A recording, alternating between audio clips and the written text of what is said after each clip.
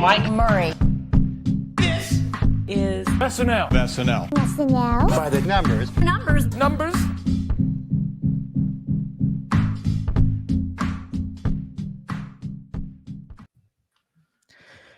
No haiku tonight. Didn't have time to write one. 2024. There's the opening haiku for you. This is the SNL By The Numbers mid-season show. So we had 8 episodes after a little bit of a late start. So we're a little behind schedule, but we're fully in SNL season. So we like to do a little State of the Union. And we recently just celebrated our 40th episode of SNL By The Numbers. Way back to the SNL stats days. Happened 1,148 days ago. I was joined by Jon Schneider and Andy Hoglund, and they are back on this panel with me to go over all 17 cast members. So here's what we're going to do tonight. We're going to have a little fun, little around the horn, pardon the interruption style. 5 minutes each cast member. I'll have the timer going. My stopwatch app that I use every week for stats. So I'll just say time's up and we'll move on. So John, Happy New Year. Good to see you. Happy New Year, Mike Murray. Congratulations on 40 episodes of By the Numbers. So honored to be with you to celebrate our first live show of 2024. It's going to be a great year in Saturday Night Live and great year at the Saturday Night Network. So very excited to be with you tonight. Absolutely. Look how far we've come. And someone who's been here from the beginning is Andy Hoglund. Happy New Year, Andy. So good to see you. Hey, Mike. Good to see you. John, good to see you as always, too. Wait, do you guys hear that? Can you guys, is that just me? Oh, no. Oh, I thought that was your baby. This always happens to me, guys. Hold on.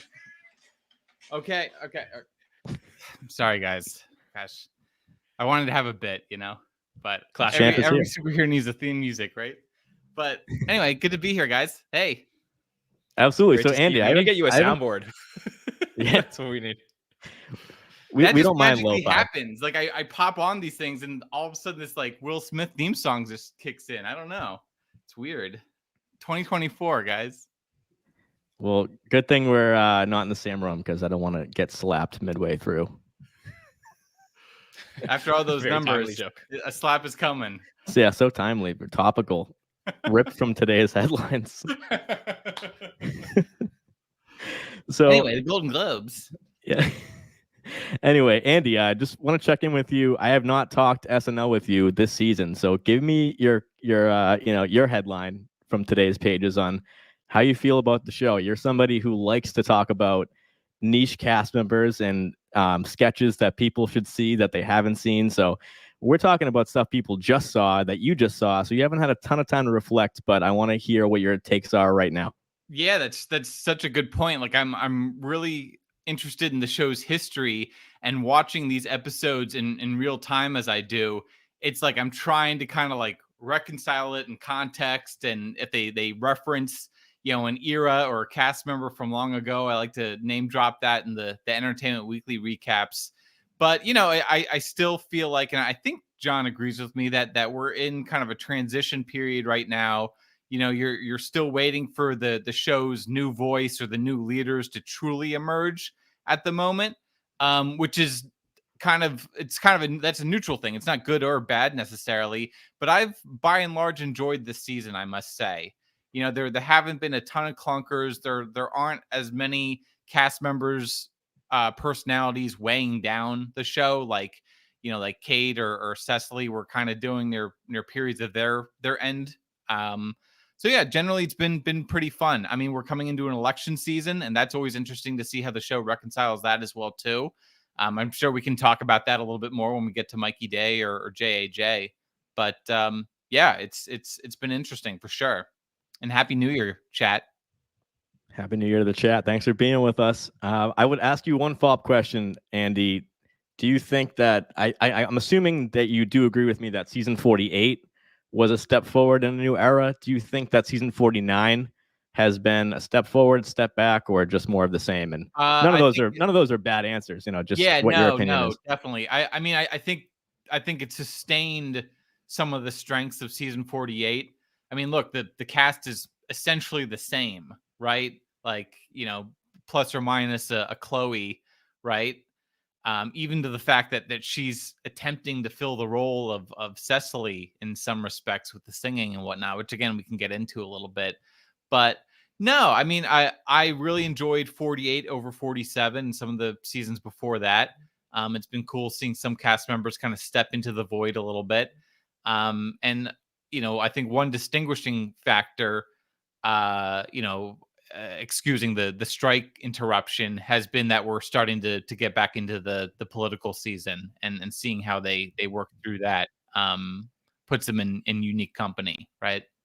Yeah, it'll be interesting to see. We got a little taste of that, RNC or like Republican debate cold open, and they just threw us for a loop with the Trump in there. So we're kind of seeing we're going to see John Higgins play DeSantis and Heidi Gardner. That was an interesting one. Yeah, that was a good one. I was really, really depressed when that sketch started, and then it took a nice pivot.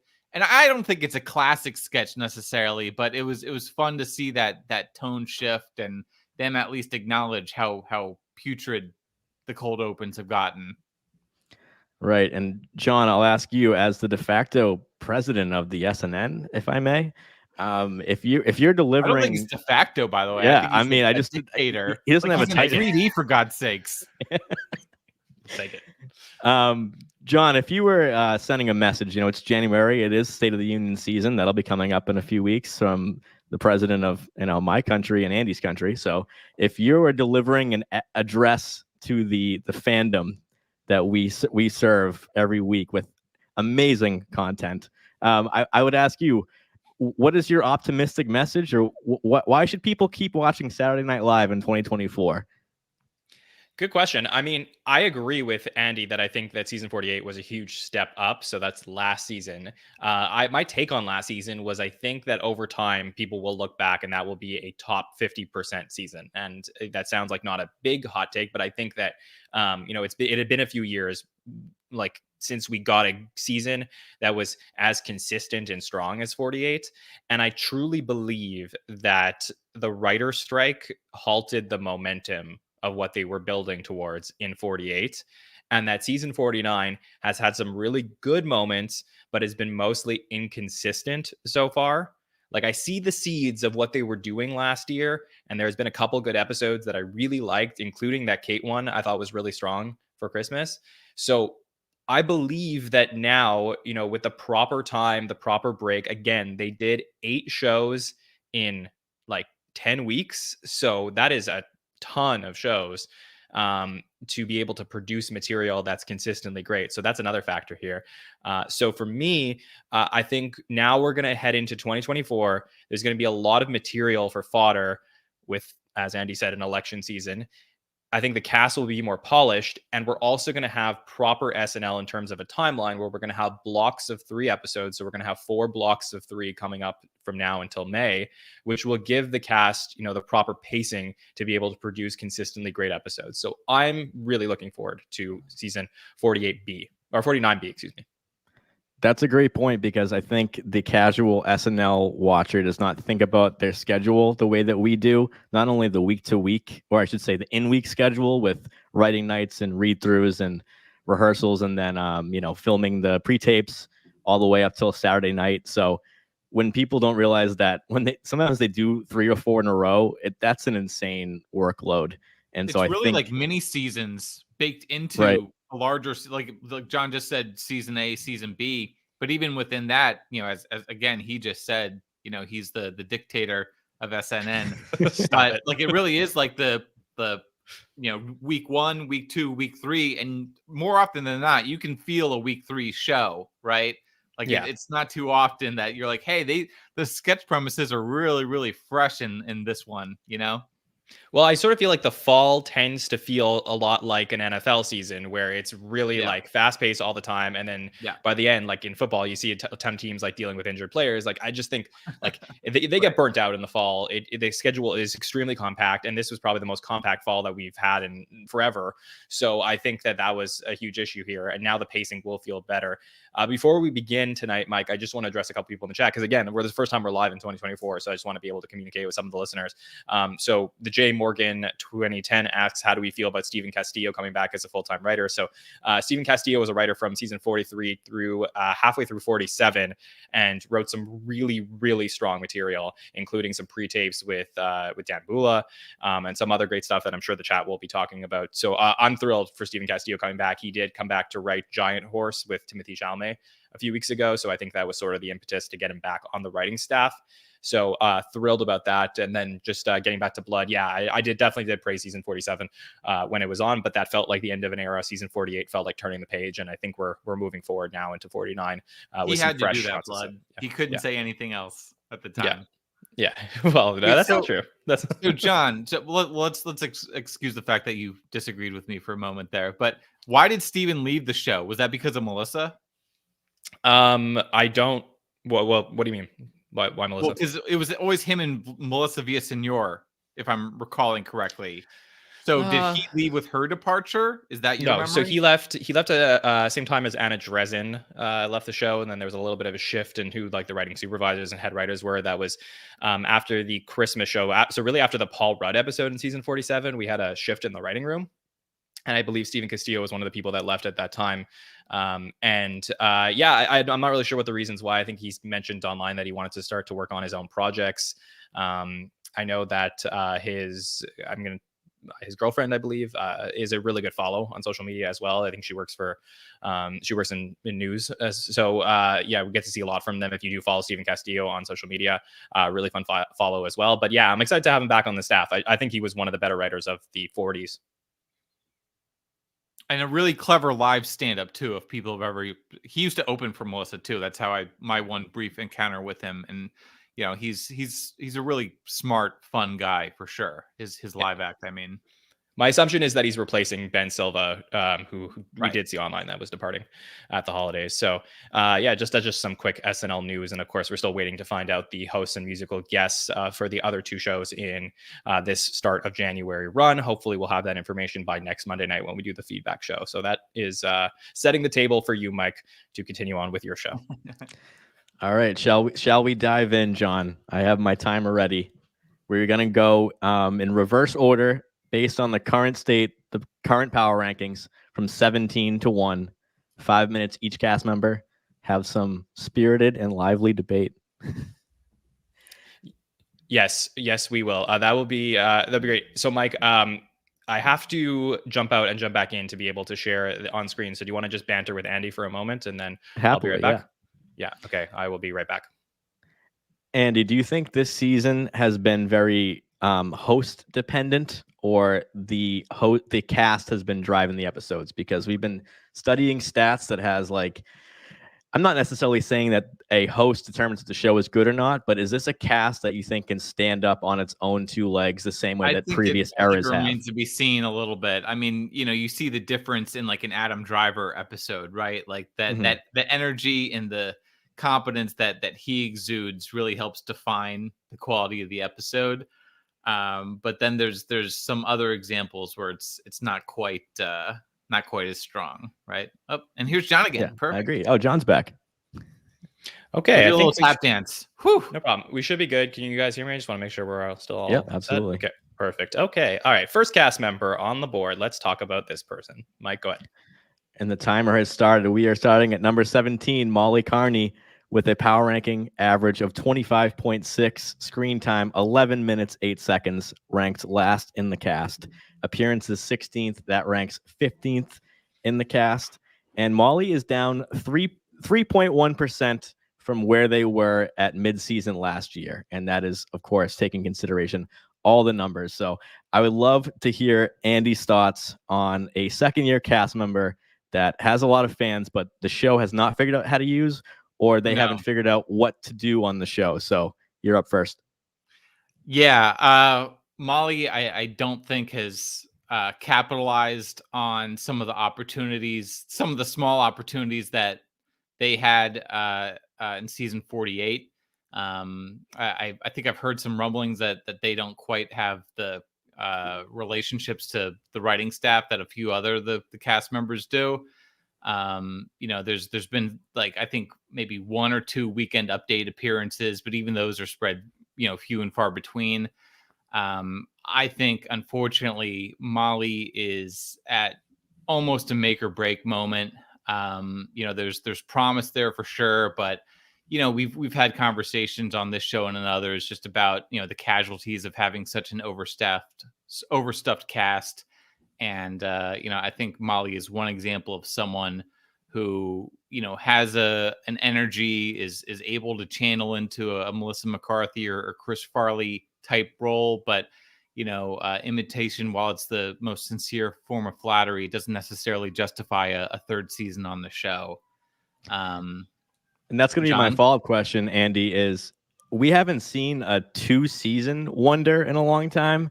And I think that the cast wants to be at a good point going into 50. I talk about the show like getting in the orange zone or the red zone of like danger of the cast when the stats get really, really poor. And we saw that with Lauren Holt and Aristotle. And so we're going to see the 16th on the list in a moment. But Molly is 9 points behind the lowest of the cast ahead of them. So the drop between the second lowest and Molly is substantial. So is that an unwritten rule of SNL that they could be not coming back? No, I mean, especially like I think the show is inclined to give people more than just 2 seasons, right? Like they clearly like that continuity. I'm reminded that Molly had that charming Home for the Holidays update segment. But now I'm trying to actually got cut. Yeah, it was I'm cut trying from to the episode. yeah. I was about to say I believe that was just posted online afterwards, which doesn't do Molly too many favors, right?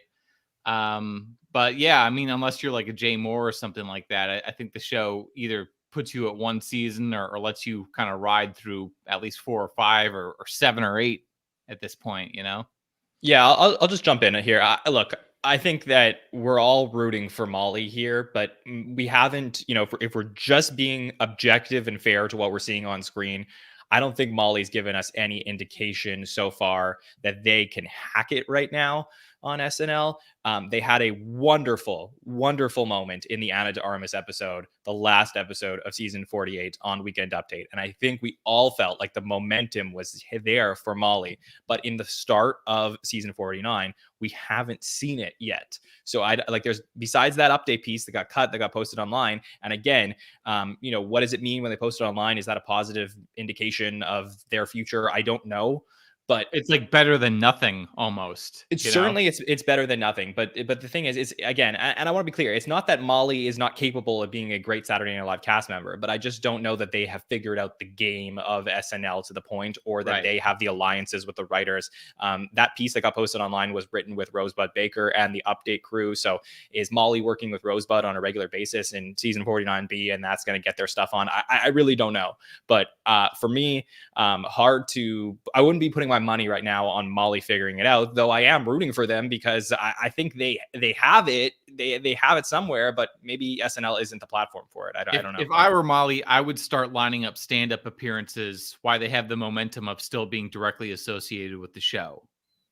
Right, exactly. And to the point of Ellis in the chat, who mentions like this is the cast member who may have suffered the most due to the writer's strike. Like, if that doesn't happen and then we get 3 episodes, we get the Pete episode, the Culkin episode, and the Coolidge episode, perhaps we see something else from Molly then, and then we have this like incredible momentum into the summer. Yeah, right. I mean, that could be, though, not to totally undercut that premise, but it's like we saw this again with like Melissa, where it's like, the show gives these new cast members 1 sketch, and then you're like, okay, it's the start of something new and fun and fresh, and then they disappear for 4 episodes. Yeah, I will say though that they did that. That was how we felt about Punky. Are we done, Mike, or could we? Yeah, that's time, but keep it moving. Well, these rules are savage. Yeah, these are hard rules. Otherwise, we're gonna go all night. But I will say that I'm just seeing Andy's face right now, talking on this show, reminded me that we were thinking of making a lot of sports comparisons and thinking of like the Mendoza line in baseball. If you want to look that up, of batting average. We were trying to figure out what that is for power ranking and determine it's around like a 60, 65. And so Molly's best episode of the season has been the Adam Driver episode, and they had a 48, and that's the highest. So we've had like a 15, a 5, like all these really like bad stat episodes for them. So even when they've been in a couple pieces, I mean, it's like background not extra been great. territory sometimes. Right, but you know? let's be clear. We are rooting for Molly. Like, we believe in Molly and we want Molly to succeed on the show. It's just we haven't seen it yet. So give us something that we can sort of cling on to. Yeah, I mean, they had that one "Please Don't Destroy," but that was last season also. Like, I'm trying to, like, I think they had. Did they have Molly playing someone in one of the cold opens? I'm trying to even Chris think. Christie. Yeah, it was like Chris Christie, and like that's like Bobby Moynihan was always so good at Chris, right? And Terry Bradshaw in the NFL. Yeah. I mean, so it's like that kind of shit. Yeah. So we're going to move on to number 16, which might be the biggest negative surprise of the season, and that's Michael Longfellow coming in at 16th with a really rough start to the year. His power rankings, again, that considers every stat, appearances, screen time, all that stuff. A 25, a 5, a 26, an 8. 2 good episodes, Momoa and Emma Stone, and then a big drop off again with Driver and Kate McKinnon. So it has been a very bumpy season 49 for Michael Longfellow. His average this year for power ranking, 34.5. Screen time, 16 minutes even. That ranks him 14th. And appearances, he has 17 in these 8 episodes. That also ranks 14th. So I'm going to go to John and start the timer. Michael Longfellow, is his stock as high as it was before? And because, sometimes when we see someone on a downward trajectory, it could be a setup for a comeback. I think that could be a case here, but I want to hear your opinion. Yeah, look, I think Michael Longfellow is a little bit of a buy low right now. So if you're a gambling person, you would maybe put your money on Michael Longfellow to get this up as you head towards the end of the season. I think that he does shine more in moments that he has on the show than some other people towards the bottom of this list. So I think, again, the stat that Mike and I are sort of, futzing with for the rest of the season is like, a hit rate type of stat, or like, what type of roles the cast members are put in. I do believe that Michael Longfellow has the ability to really hit every time he's on, but he is the type of person that I think is being blocked a little bit by people ahead of him. I think a lot of Mikey Day roles and James Austin Johnson roles are headed towards them as opposed to a Michael Longfellow right now. And I think he's sort of biding his time. I think that the growth of Marcelo has certainly impacted Michael negatively, whereas they were more even last season. I think Marcelo's rise has equaled to Longfellow's fall a little bit this season. I'm still a believer though, because unlike, some of the other cast members on this list, I do feel that Michael Longfellow has really shined in the moments we've gotten to see him. So Andy, I'd be very surprised if these numbers don't go up at a certain point. Yeah, there's something there for sure. I mean, I think he's doing a nice job when he gets a chance to go on Update, right? Like he was like the old fashioned cigarette a couple months ago. Yeah. So yeah, I mean, there's certain quarters of SNL Twitter that are definitely trying to make Michael, a bigger deal than I think these numbers actually reflect. But yeah, there's no question that Marcello is kind of taking some of the momentum. They're sort of like fighting for the same slot to a certain extent. But one question that I would have is, there's nothing wrong with having, underwhelming numbers your second season, if you eventually turn into like a Bill Hader type. So then that leads me to my question of, if you think about like the Bill Haders of the show, are there numbers like this in their second season? Like, when did they really take off? I want to say, like, there's not, but it's a huge difference is that Bill Hader basically is in a cast that's mostly starting over. There are a couple holdovers and, Amy Poehler and Kenan, obviously, but, Fred Armisen and Will Forte were there before him. But he really has an opportunity to shine when he comes in. I think that there's elements of Bill Hader in Michael Longfellow, but I think that Bill Hader, his trajectory rose for sure. I think that he could be a derivative of Bill Hader, because I think as you follow it, the first few years of Bill Hader, right up until the point maybe after, I guess, first Maya Rudolph and then Amy Poehler leave the show. I mean, Bill Hader really takes off at that point and starts to dominate on the show. So is it possible that, Heidi Gardner, Mikey Day start to leave the show over the next couple of years, and then we start to get a huge rise? So again, it's the over stuff. Yeah, exactly. Same thing with Molly a little bit. Yeah, I mean, I guess the one, not issue, but these are a little bit of apples and oranges, just because, I guess this is to your point, when like Amy Poehler leaves the show, or Fred Armisen, like these are like Hall of Fame or borderline Hall of Fame cast members. Whereas like Mikey and Heidi, it's almost like you guys are really good cast members, but like they don't exactly create a vacuum in their wake either. It's just literally the screen time.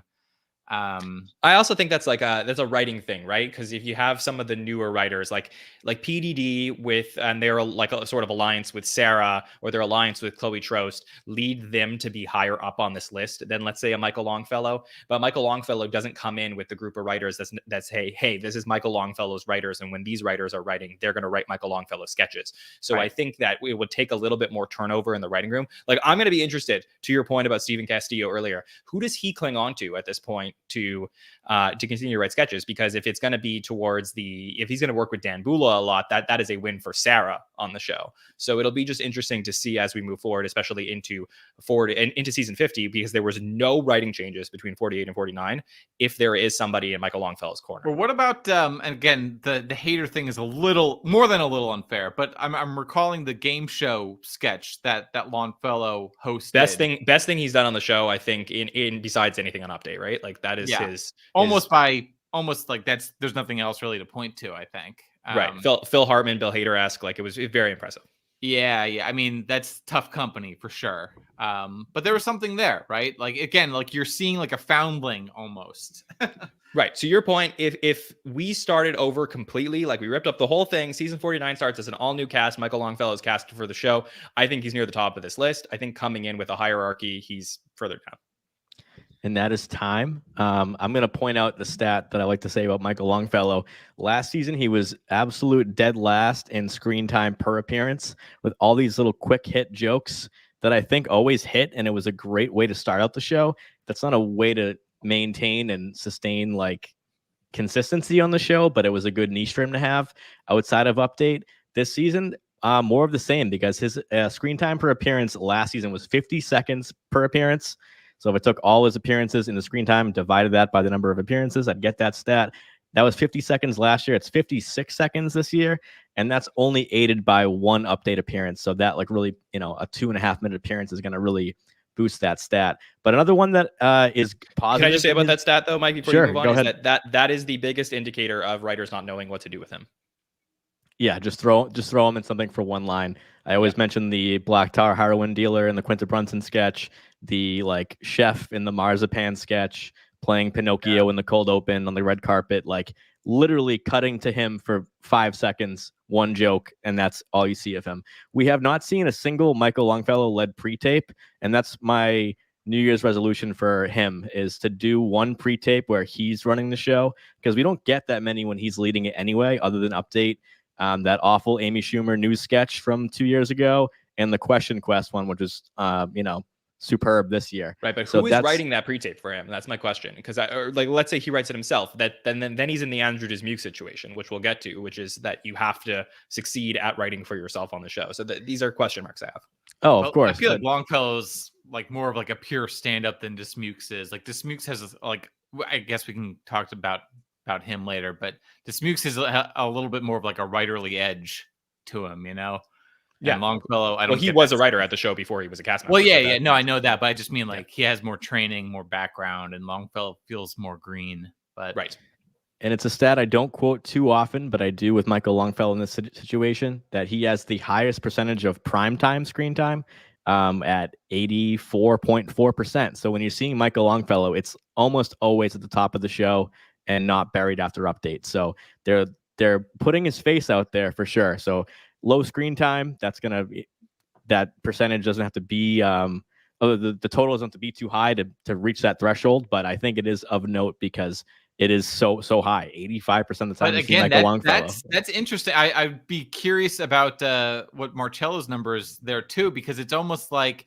this Adam Sandler, Jimmy Fallon, Pete Davidson lane, where it's like, who's going to be the young, cute one, and like maybe the show initially was like, well, Longfellow can be that, and then Marcello's coming in doing his stuff. And all of a sudden people are like blowing those up online. Marcelo is at a 66.1% of his screen time is between cold open and Update.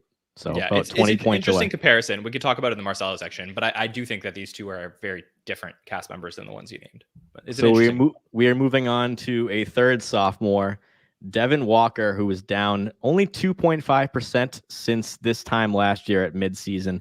His best episode so far has been the Bargatze episode from a pure stat point of view. Somebody that's the biggest question mark. We've been saying we did a final by the numbers last year, and I think John, myself, and Bill had the least to say about Devon, because even though Molly, Marcelo, and Michael had different moments and maybe were underutilized at times, they all had at least something to grab onto where Devon really didn't.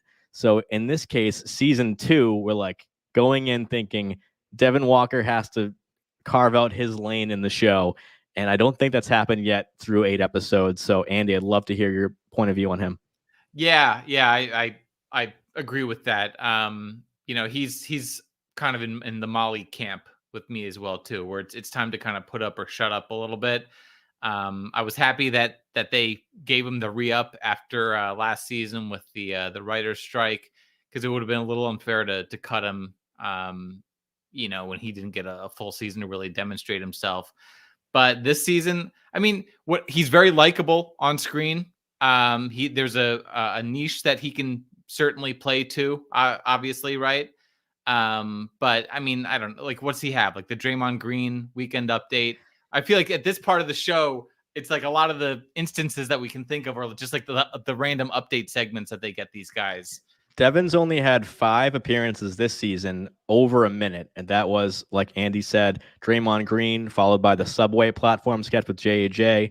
when they were in the foreground and all the actions in the background. Then the airplane sketch with Adam Driver, I believe, and then the NFL Sunday playing Michael Strahan, and then in the background is Tim Scott and that Republican debate cold open that I mentioned. Right. So he's somebody that has just not really been like a two-hander, I feel like, other than the Millie Pounds and Shirty with J.A.J. So I'd like to see him maybe team up with somebody more often. That could be something better that he could do. And I was surprised to see him be the first of the rookies to be on update this season, but I wouldn't be surprised if that's the only time we see him at the desk. So Jon Schneider, what say you? I mean, he had a couple things in the second half of last season that gave me some reason for optimism. First was that HIV commercial that we saw from the Aubrey Plaza episode. I felt like that was a really strong sketch. And then we saw the Young Spicy album recording session from the Anna Darmus episode, our last episode of season 48. Those were good things for Devon Walker. A couple sketches that I felt like were starting to build momentum in his first season. Again, I think that, like Molly, Devon had his momentum halted by the writer's strike. And they haven't had an opportunity to do anything, both of them, on the show in the first half of the season. The biggest thing we were going to get from Devon Walker was cut from this last episode, where there was going to be a runner where he was playing a DJ throughout the Kate McKinnon episode, and he would have appeared between sketches. And I think it would have given the audience an opportunity to get to know Devon Walker, but that got cut as well. Yeah. That would have been really fun.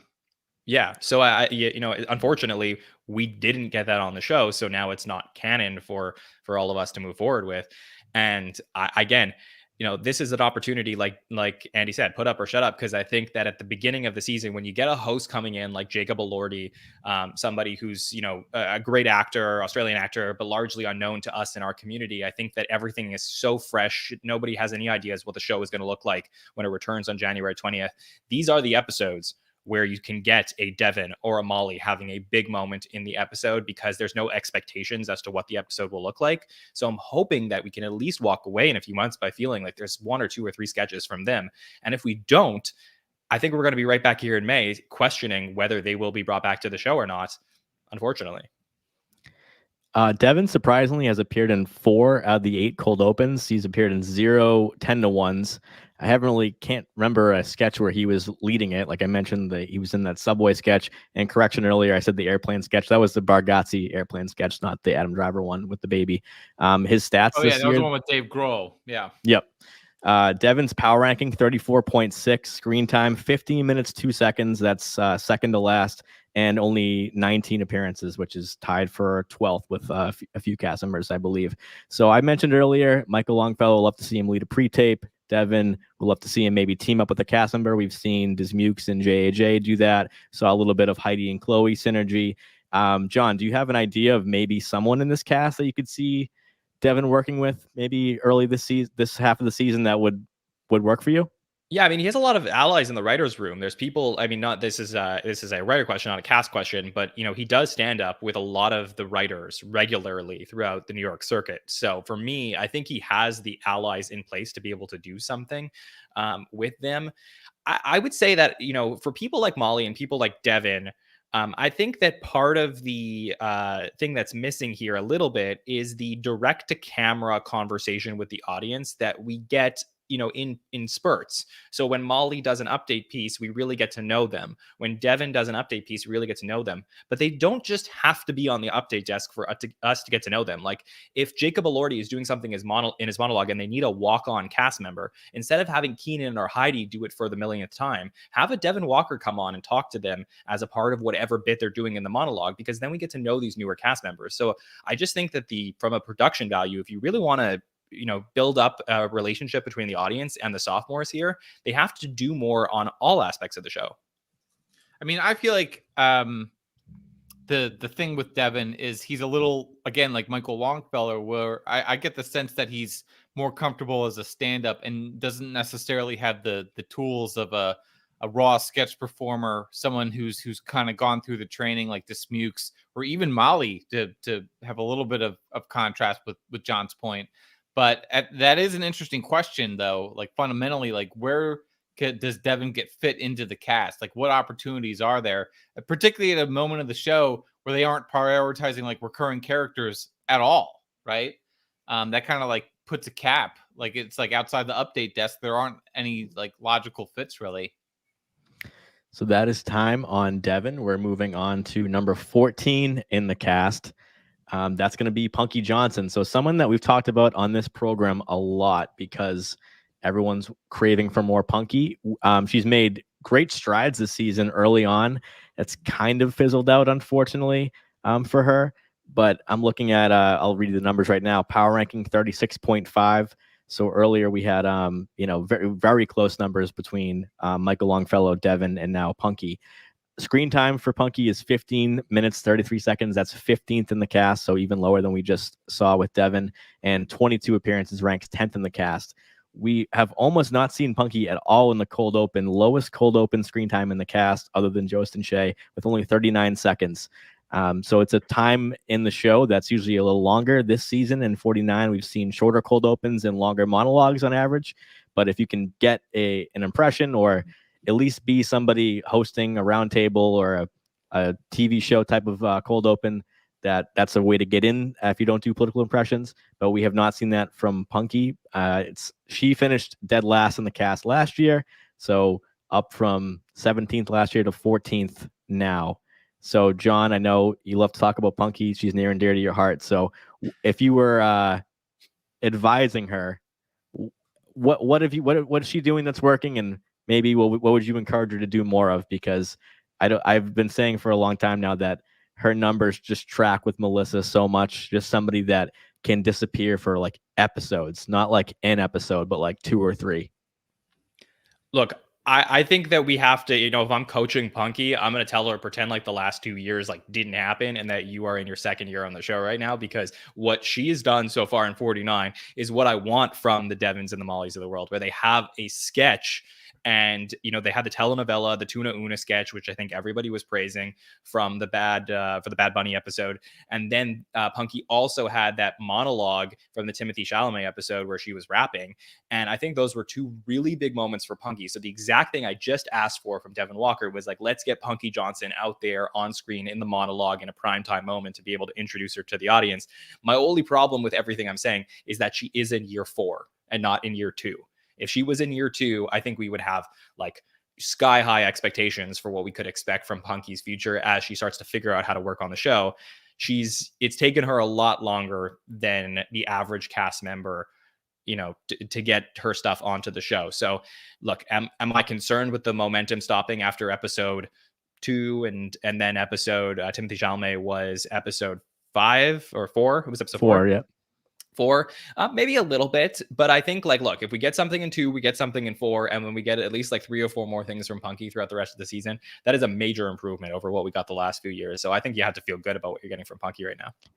Punky's worst episodes statistically were the premiere with Pete, then followed by the last two we just saw, Kate McKinnon and Adam Driver. So in the meantime, between that those two bookends I just described with Emma Stone, Momoa, Chalamet, Bargatze, and Bad Bunny was tracking to be like a decent plug and play supporting cast member. And I was thinking that's where Punky should be because she's so likable, shines when she needs to shine, might not be the person that is in the driver's seat often at all, but is somebody that I don't want to see these like 9s, 10s, 11s on the score sheet for her. And to see that go back to that is concerning. But I want to ask Andy, as somebody who has studied the Patrick Weathers of the world, is and people like that, Jeff Richards is a friend of his, and maybe that I was gonna say that Punky is John's Jeff Richards. You mean like I'm her agent?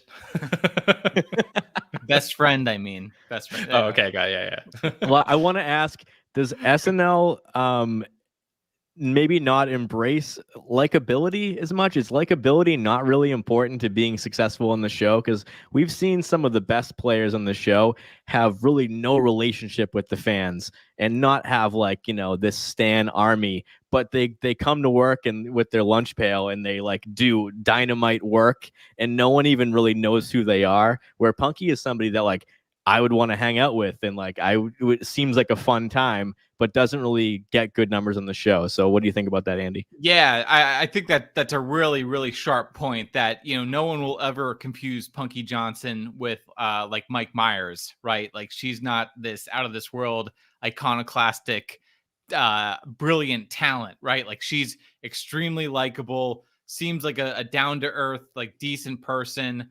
So I don't begrudge her at all. Frankly, it's crazy to me that she's been able to make it to season 4 with that.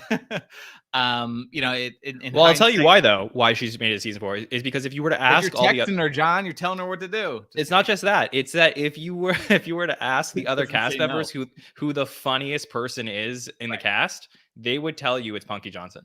Right. I get that. Yep. Yeah. I get that. I still, as an on-screen presence, find her pretty vanilla. And that's shocking to me because I go back to the stand-up thing. As someone who has to live and die on your stand-up appearances, I know that there's another level of charisma there. There's another layer of funny, and maybe just SNL through various reasons that people have written books about, and maybe me and John should write a book about it. It's limiting someone like Punky fundamentally, right? Like I'm getting almost like a Chris Rock 1991 vibe from her, except at least he had Nat X. You know what I mean? He was in the era of recurring sketches, whereas Punky is not. And so yes. Punky. Yes. But what happened this season is Punky was able to create this character with Latina Jefferson that she, talked about. She talked about in stand-up shows previously that she was trying to bring to the show, and she gets it on the show, and it is, widely panned. I mean, I think people were very happy with that sketch. So I think that there's opportunity here, and look, we spoke to her on the podcast a couple days after the premiere.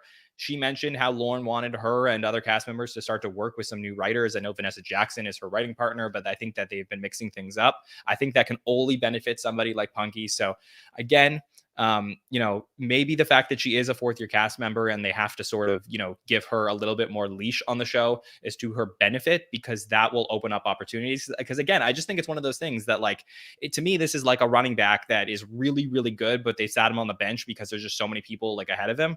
To me, Punky has prospect opportunity, but they've just never been given the opportunity that I think that we all believe. I don't know. Let's go to baseball for a second. Sure. Punky's never going to hit 40 home runs. Right? Like she's just not. She's just not. No, but she could be a double machine. That's what I'm saying. I think that she could be. I don't know, man. Doubles. I could see her drawing the walk. I could see her getting on base. Kevin There's Youkilis. nothing wrong with that. There's nothing. You're wrong with. I think you're wrong about this. I think that her hit rate is a lot stronger than you think. That is a term that I use a lot, which is when somebody gets something on the show, how if there was like a Rotten Tomatoes meter, like how bad is it, how good is it, like how much do people criticize it? Like these are all subjective things, and comedy is it's tough to quantify. But I do believe that people have mostly praised the things that Punky has gotten on the show, whereas other cast members, even perhaps ahead of her on this list. Scale, though. I think that's sliding scale. You think that it's not enough that she's gotten on the show for people to I think that they're grading her at a scale because of her likability factor and because she does such a gracious, nice job with the fan base. But that's part of the game. That is a factor here, right? That's what's called spin, ladies and gentlemen, in the chat. Yeah, that's part of the game. So. Well, we're reaching minute 7 on the Punky panel, so I think going this back. This is an important point. I think let's be honest. I think all the cast members before Punky, you could make a very strong argument that they do not deserve to be on the show. I think Punky I'm not quite sure who's after her, but I think Punky may be the line where you're like, okay, maybe 14 and up is where the show should be in terms of number of cast members. So that's all I'll say. That's where I'll leave it at that. I'll just mention that Punky Johnson, if she got the screen time that she gets for the airtime on By the Numbers, she'd be doing pretty well, because we love to talk about her numbers and just to put some positivity on it. John just got commission, ladies and gentlemen. Yeah, just she said Venmo. 7 appearances over a minute this year. The Chef Show with Bargatze, I thought she was great in. Telenovela, John mentioned, with Bad Bunny. The Calm Sleep Story with Chalamet. Yankee Swap with Kate last time. Question Quest, she was one of the contestants. The Chalamet monologue with the kind of double monologue, she came in and rapped. Then the Convent Nun sketch with Bad Bunny and Mick Jagger. And then right under a minute was in the Please Don't Destroy AI, which I thought was a perfect Punky usage, her being the stand-in for Emma Stone. So we're going to move on to number 13 in the power rankings, which is following a Punky, a 4th year, and 3 sophomores in Molly, Longfellow, and Devon, is our rookie of season 49, Chloe Troast, whose power ranking is 38.9. I didn't have any metric to go on for last year for an average, so I averaged last year's rookies, and she would be up by 12.4%. So by that standard, having a very good rookie year. Her best episode was Emma Stone. I mean, she was on camera the whole time with the Mama Cass sketch. And 79.6 of her time has been in live sketch. So this is clearly a player in the room that they have no problem being on camera for a long time. And I think it's interesting just to see a solo rookie like a Casey Wilson that comes into an established locker room and finds her way. And she did it really quickly by singing and by being friends with Please Don't Destroy and others. So 21 appearances, that's tied with for 12th, I think, like Devon was earlier, and 24 minutes, 14 seconds of screen time, which puts her 13th in the cast. Andy, I'd love to hear your opinion on the season 49 rookie. Hell of a singer. I mean, you mentioned Mama Cass. She had the convent sketch, right? She had little orphan Cassidy. I think that the show is fancying her as not exactly like Cecily, but they seem to love to have this variety show thing where they want the female cast members to sing. I don't especially like it. I don't find it that entertaining or endearing, but there's no denying the talent. And she's got something, right? Like when she first did you not like it when Gilda and Jane and Lorraine sang? I did, but that was like 40 years ago. And that's different from what I'm not anti-singing, John. I'm not anti-singing.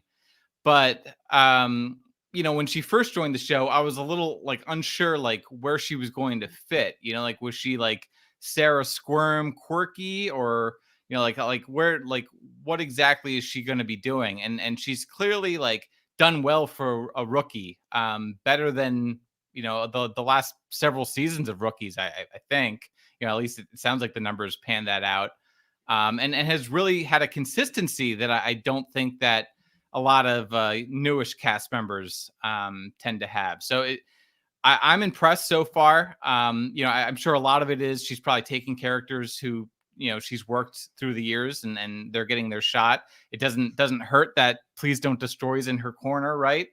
But yeah, I mean, I'm always wondering, like, when's the show going to decide this is the new person, this is the new face?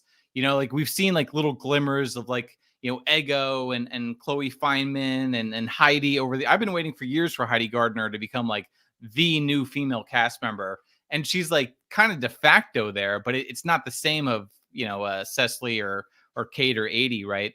And you know, we were saying earlier, like who's the leader of the show, like who's really going to be like driving the show in a way, you know, outside like Bowen maybe, and maybe it's Chloe. Maybe Chloe's the next generation face that we've been looking for. This is a stat that I've been being asked about a lot, so I figured I'd give it in this show. Chloe Troast has sang in 24% of her appearances. I don't know if you can keep up that batting average, and of course, like notably, like the Little Orphan Cassidy with Chalamet playing the Moon in the Mama cast, but also the Rome pre-tape with Momoa and Naked in New York pre-tape with Emma Stone, just to name 4 out of, I think, 5. I must be missing one. Never mind. I listened somewhere else. But Chloe Troast, for a rookie, just have to call it what it is having a very good year through 8 episodes.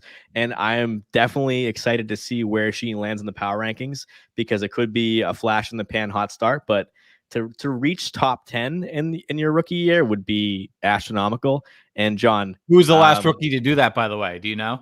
Finish in the power rank? It's never happened in my tenure as the stat guy since season 44. Yeah. So well, it would be a first. John? Yeah, I'm very impressed with Chloe Troast. I think it's gone even better than I thought it would to start the season. Like we all knew coming in, she's friends with Please Don't Destroy, so obviously this is going to be a natural fit for the show. But there was clearly something missing with the show losing Cecily Strong, who was so versatile. To me, Chloe Troast is like almost like the female equivalent of Marcelo, or what they're getting from Marcelo right now, which is like these are 2 prospects that they're just like plugging and playing in all different situations. I know that we can all like resort to the fact that Chloe Troast sings, but I do think that like she can do interesting impressions. She just did Judy Garland in that last episode. So that was where she sang, John, the Cinema Classics one. That was the other singing sketch. Yeah, exactly. So yeah, I mean, obviously they're going to find moments for Chloe Troast to sing. And I think that's a great thing. Honestly, I think that cast members who can sing, being a triple threat or a multi-tooled, cast member, I think is so important to your success on the show. So if that's what she's great at, then lean into your strengths, and I have no problem with it. I think maybe my worry for our community is like, please don't get tired of Chloe Troast like too early. Like I think we gotta let her build her strength on the show. And I just think that, I'll call it like it is. I think she has had one of the more fascinating starts to an SNL career, where she has had such a strong resume episode after episode, and then was sort of forced into this Stefanik role in the Adam Driver episode and got so much hate online for it. And I was like, it's almost like a new driver who just got their license and then they crashed the car. You're like, get back in the car and start driving as soon as possible so you don't get scared to drive. Like the fact that they gave her something in the Kate McKinnon episode, like that Judy Garland sketch, even if it wasn't the greatest sketch, to me is a good sign, because I was worried that Chloe Troast would disappear from the show after that for a little bit so that she's out of the limelight. And I don't think that's going to be the case. Well, we may be jinxing her by giving her so much praise with the way that the show tends to go. I'll just say this about the singing, okay? Here's the way that singing should work on SNL. Like Little Richard Simmons, like it has to work within like the context of a sketch, within the context. Why does it have to be that? Because it has to be funny and it has to be good. And but are you saying that what she's done so far is not funny and good? No. I'm more commenting generally on the show's tendency to pigeonhole people into singing roles, or the self-indulgence that we saw with the vast majority of Cecily's final singing appearances the last couple seasons. I think it's just something to be mindful of, that the show will force you into a pigeonhole. But no, I think the first couple appearances are fine.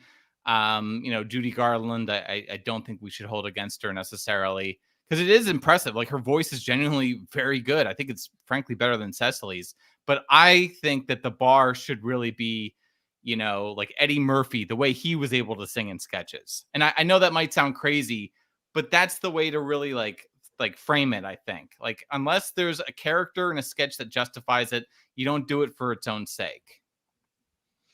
And I would say, to wrap up Chloe Troast, is you'd think a rookie coming in, oh, where are they going to be? They're going to be relocated to 10-1s, but she is one of 3 cast members that had not appeared in 10-1 sketch this year, with Molly and Devon. So we've seen Chloe elsewhere in the show, including that cold open. So we're going to move on to number 12, which is Andrew Dismukes, who is up only 1.5%, but it's a positive from last year midseason. He has the second most 10-1 screen time behind Kenan at 5 minutes 13 seconds.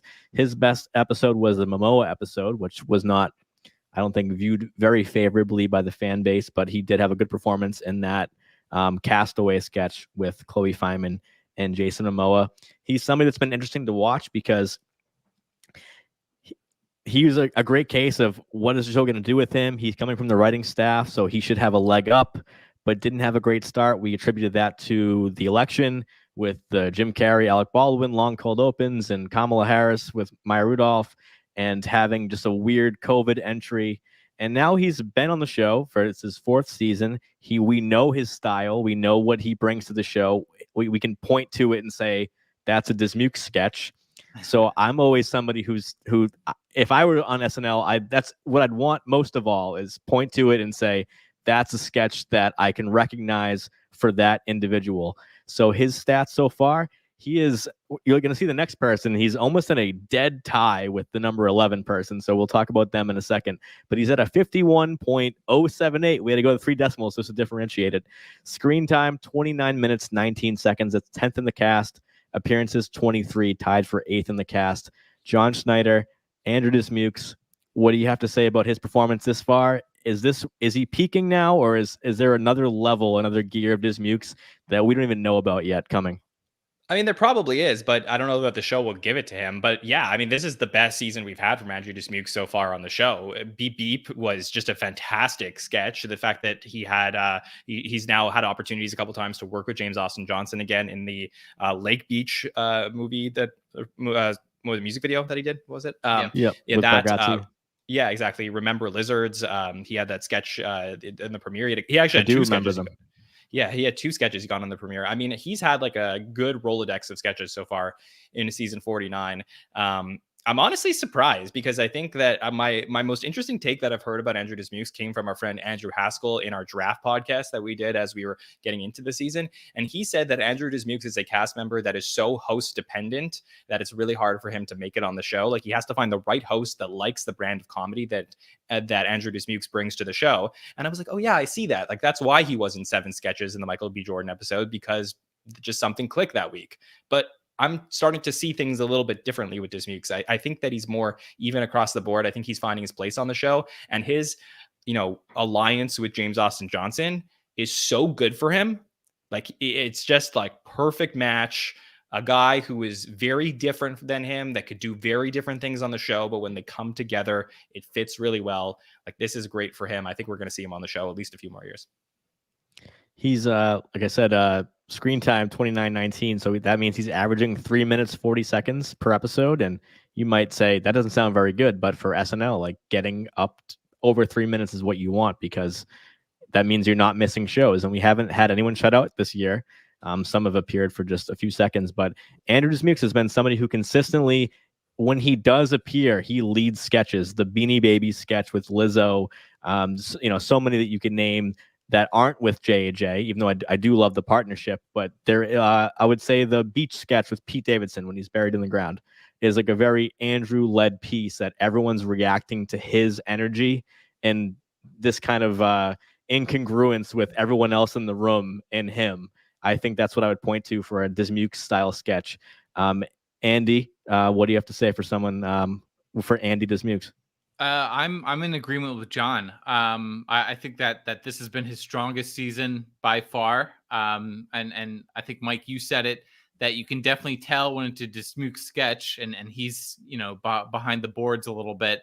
And he's honestly he's grown since he first came on the show. Like he first came on and, you know, he was extremely scrawny and you're like, well, here's like kind of a nebbish post Kyle Mooney cast member.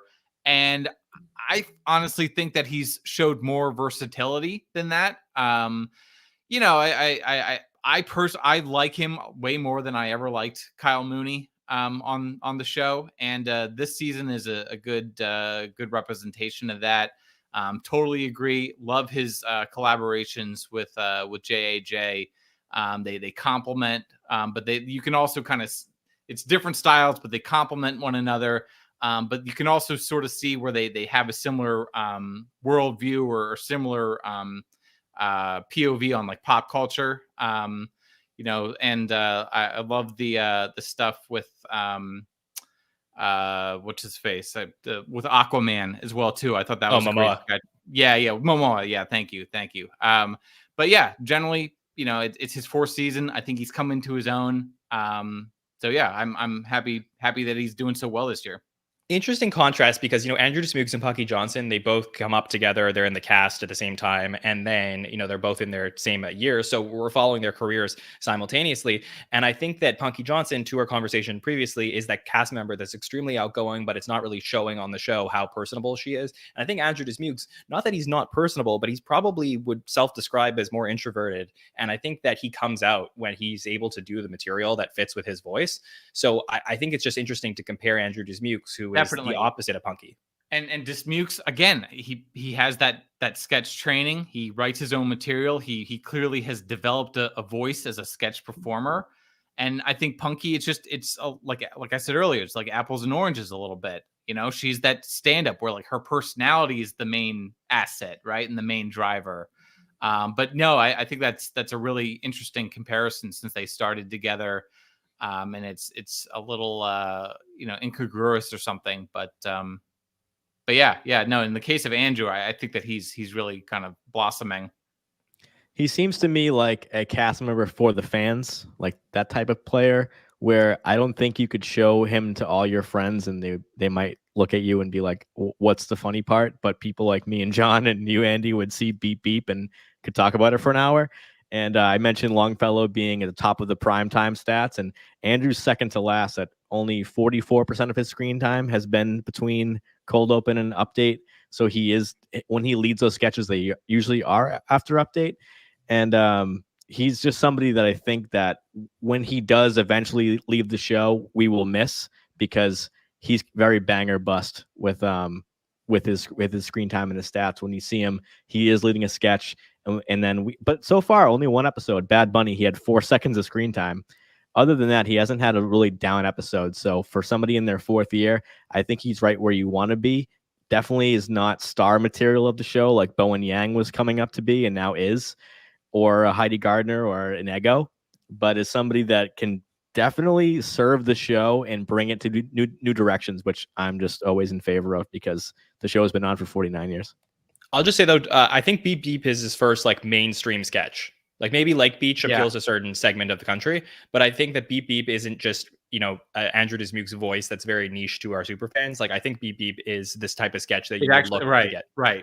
Yeah. I was gonna say, you know, he's an acquired taste, and I do understand when I see criticisms of him as having like that, you know, like deep voice and he gets angry and he's like antisocial. It's almost like, oh, we need like a Tim Robinson to be in the show, and he's kind of trying to channel that maybe a little bit. But I enjoy it, and I think that's really well said. That Beep Beep is, you know, him at his most appealing and likable. So we're gonna move on to someone that Andrew is almost literally tied with at 51.08 in the power ranking average, which is Sarah Sherman, someone that I think we talked about a lot more last season when she was having a little bit of a dip following a strong rookie year.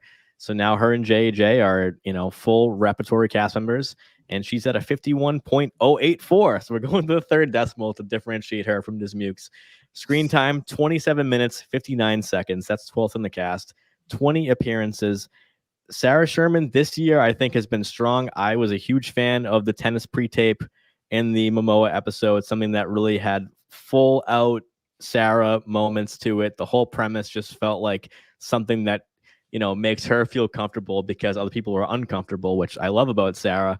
And now we're at a point where I think Sarah could use the next half of 49 to become the next, I hate to say like a Kate McKinnon, but somebody who's a recognizably SNL player, not just someone that the fans like Dismukes, but someone that has the ability to transcend the show into a new era.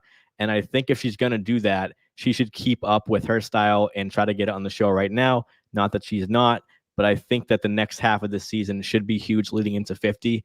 Jon Schneider, the timer starts now. Yeah, I don't know if I fully agree with your take. I mean, I think that Sarah is a huge personality that should be doing exactly what you said, but I would think in her third year, she would be higher up this list than she actually is. And so far in season 49, we got the Glam Gina sketch from her. We had her doing that, Colin Jost's agent. We had the one where she was playing Fran Drescher. And then we had the tennis one, which I think we can all agree the tennis one was her, highlight of the season so far. But 4 moments of Sarah Sherman through 8 episodes of the show seems low to me for somebody who has such a huge personality. And yeah, it's weird. Like Sarah Sherman is a little bit like the show where, Pongo, of course, Pongo. Yeah, that as well. Thanks, Ellis, in the chat. But, but besides those moments, I mean, I really expected to see more from her in this year. Like I thought she would be, we were talking about, Andy's expectations of Heidi. My expectation of Sarah is that Sarah would take over the show now. Like now that we're a year out of the Cecily Caden 80 era, I think that like it was Sarah's time. And I'm just wondering, just for comedy is so specific and so niche that the show is not giving her that opportunity. That's why I think that this next half will be huge, because going into 50, if we do have any departures, I'm almost assuming at this point we won't, because of the nature of the recent era of SNL, is I don't want Sarah to be a supporting player as much. I think her supporting work has gotten a lot better.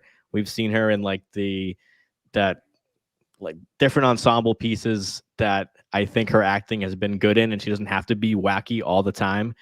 But to have her brand be recognizable to the casual fan, I mean, she's never going to be like a Pete Davidson outside the show or anything like that, but just somebody that has that je ne sais quoi. So, Andy, are you a Sarah fan, and has this season been favorable to her in your opinion? Yeah, I'm a big Sarah fan. I think that this season has not given her enough moments to shine. We all remember last season when she would come on Update. It was so kinetic and fun. And granted, you can't have Sarah in the news like necessarily every episode, because then it loses its magic. But it seems crazy to me that is the JJ Gordon her only appearance on Update this season, John? So yes, far, that yeah. is true. Yeah, and I think it was cut from the previous episode and then brought back. So, yeah, like it just seems a little crazy that they haven't gone back to that well. They always go back to the well. So the fact that she more and more is doing these kind of generic, girlfriend wife roles while she's very cute and endearing in them, and it's almost like she's like a modern Gilda Radner or something. I'd love to see a little bit more weirdness. I'll throw it out there. I did not love the tennis Battle of the Sexes sketch. I did think that Pongo worked though. And yeah, I take a mea culpa. I completely forgot about Pongo. My bad, guys. But yeah, Pongo was her best moment of the season. I did like the tennis one too, though. Yeah, Pongo was great, and I really liked Fan Dresser as well too. I thought that had a nice bite to it, and I guess that's the question: how can you let Sarah be weird without it becoming like, hot topic weird, without it becoming, I don't think you need to worry about Sarah being weird. I just think you got to let Sarah be Sarah. Like to me, like again, well, now we're just going down. What do these words mean anymore? Let Sarah be Sarah. Let Sarah be weird. Because I'm saying it's not like to me that Sarah is such a unique talent that I don't think that we need, like, I think us as fans can define it as weird, but I think in the show, like in the internal runnings of the show, I just think that they just need to give a longer leash to her. Because to me, like, I'm watching the Globes last night. We talked about this in the pre-show a little bit, but I'm watching the Globes last night and I'm seeing Will Ferrell and Kristen Wiig like continue to crush it like years and years and years later. And I'm like, to me, like Sarah Sherman is like one of those talents that like doesn't come around very often. Like I think she's a generational talent that needs an opportunity on the show. to me, like there's again, like if you're building a cast right now and like, or you're like buying an SNL team, like you're going to pay for Sarah Sherman on your team. Right. Well, so John, have you seen Sarah live? Have you seen her live show? I've not seen her live show. No. So she definitely has a very specific voice. And there's something there. I guess my question is, how do you take that, which we've seen a couple times, particularly last season, not so much this season. We've seen that translation, that conversion, but it's like you can feel the show trying to find what that middle ground is, because Sarah's into like body horror. You know what I mean? Like if you guys like check out like her letterbox, like she's, watching like early David Cronenberg type movies, and that doesn't necessarily work on a show that is very middle America. That'll never work on this show. And right. The evidence has been proven, because every single time she's tried something like that on a consistent basis, it's gotten cut. But something like Pongo, to me, that she, right. We got to see. I totally agree. Pongo is probably the darkest. Like SNL will only go so dark in this current era, right? It's like it's NBC dark, like they're gonna go what's like it works on this major network. And yeah, like I see what you're saying, Andy. I just think that there is a lot of room for growth here. And I do. No, I think you and I are aligned. I think we're using different words, but I'm with you. I'm definitely with you. It just I just want to lament that we can't go beyond NBC dark a little bit. Like we don't have to go full Adult Swim dark, but it'd be nice for them to embrace that a little bit more. Like we stop can chasing. Go, but they don't usually. And I think that's a mistake when it comes to Sarah. Right. Yep. See, I'm with you. Yep. That's time on Sarah, but I will say 11 out of her 20 appearances have been over a minute. So we talked about earlier about how tough that is to do. So Trick or Treat. One last comment on her, just very briefly. So they do, like I said earlier, they do tend to use her in these fairly prominent girlfriend wife roles, and she's good. Like I think she has a screen presence. She's so great it's in those roles. Yeah, so it's not like she can't do it, but it's just when you're looking for the show to find this new face or have this new identity, you have someone like Sarah, and it's like, well, why don't they meet her a little bit more halfway more often? Anyway, but I just wanted to know she's good in the mainstream stuff. Yeah, and last thing, Mike, as talented and as much as I do enjoy a lot of things from Heidi and Chloe, I do think that Sarah, like I said, is a whole other level of like uniqueness. Different. Right. So different from what we've seen on the show previously, that her being held back by people above her is not worth it for the show. Right. Get out of the way. Like, it's almost like you hate to say it. You hate to frame it this way, but historically this has happened. The show gets wiped out due to politics, due to budget cuts or whatever. And there's like a vacuum. And in that vacuum, a Will Ferrell pops out, or an Eddie, someone who has something new that sort of steps into the void. But it's just the last couple decades, we haven't seen that level of chaos or what have you. That's not the right word, but maybe we need it. That was going to be my point, Andy, actually, is talking about her 11 out of 20 appearances have been over a minute, is that she's been getting these girlfriend roles, if you want to call them, with being like the mother of the Adam Driver baby. She's like the patient in the sleep demon sketch with Chalamet, the Glam Gina sketch in the premiere. We're Trying with Adam Driver. Beep Beep. She's one of the wives. So I will say that it's not maybe her lane, but I think she brings something to those parts, not only with her acting chops that have gotten better, but I'm just so used to seeing the 80 Cecilies and Kates play that. And for that matter, Ego, Heidi, and Chloe, that to see Sarah Sherman be kind of a nothing role in the sketch brings an energy that we wouldn't have gotten otherwise. Totally. She's funny. She's just naturally funny. Yeah, I wonder, last thing, I wonder if we're going to notice a trend with Sarah where she peaks around the holidays and into the new year, and sort of like the bookends of the season are not as strong for her. Like, I wonder if it just takes a while to get her going, because that period last year between like those episodes that we just really love from before Christmas and after Christmas were very Sarah heavy.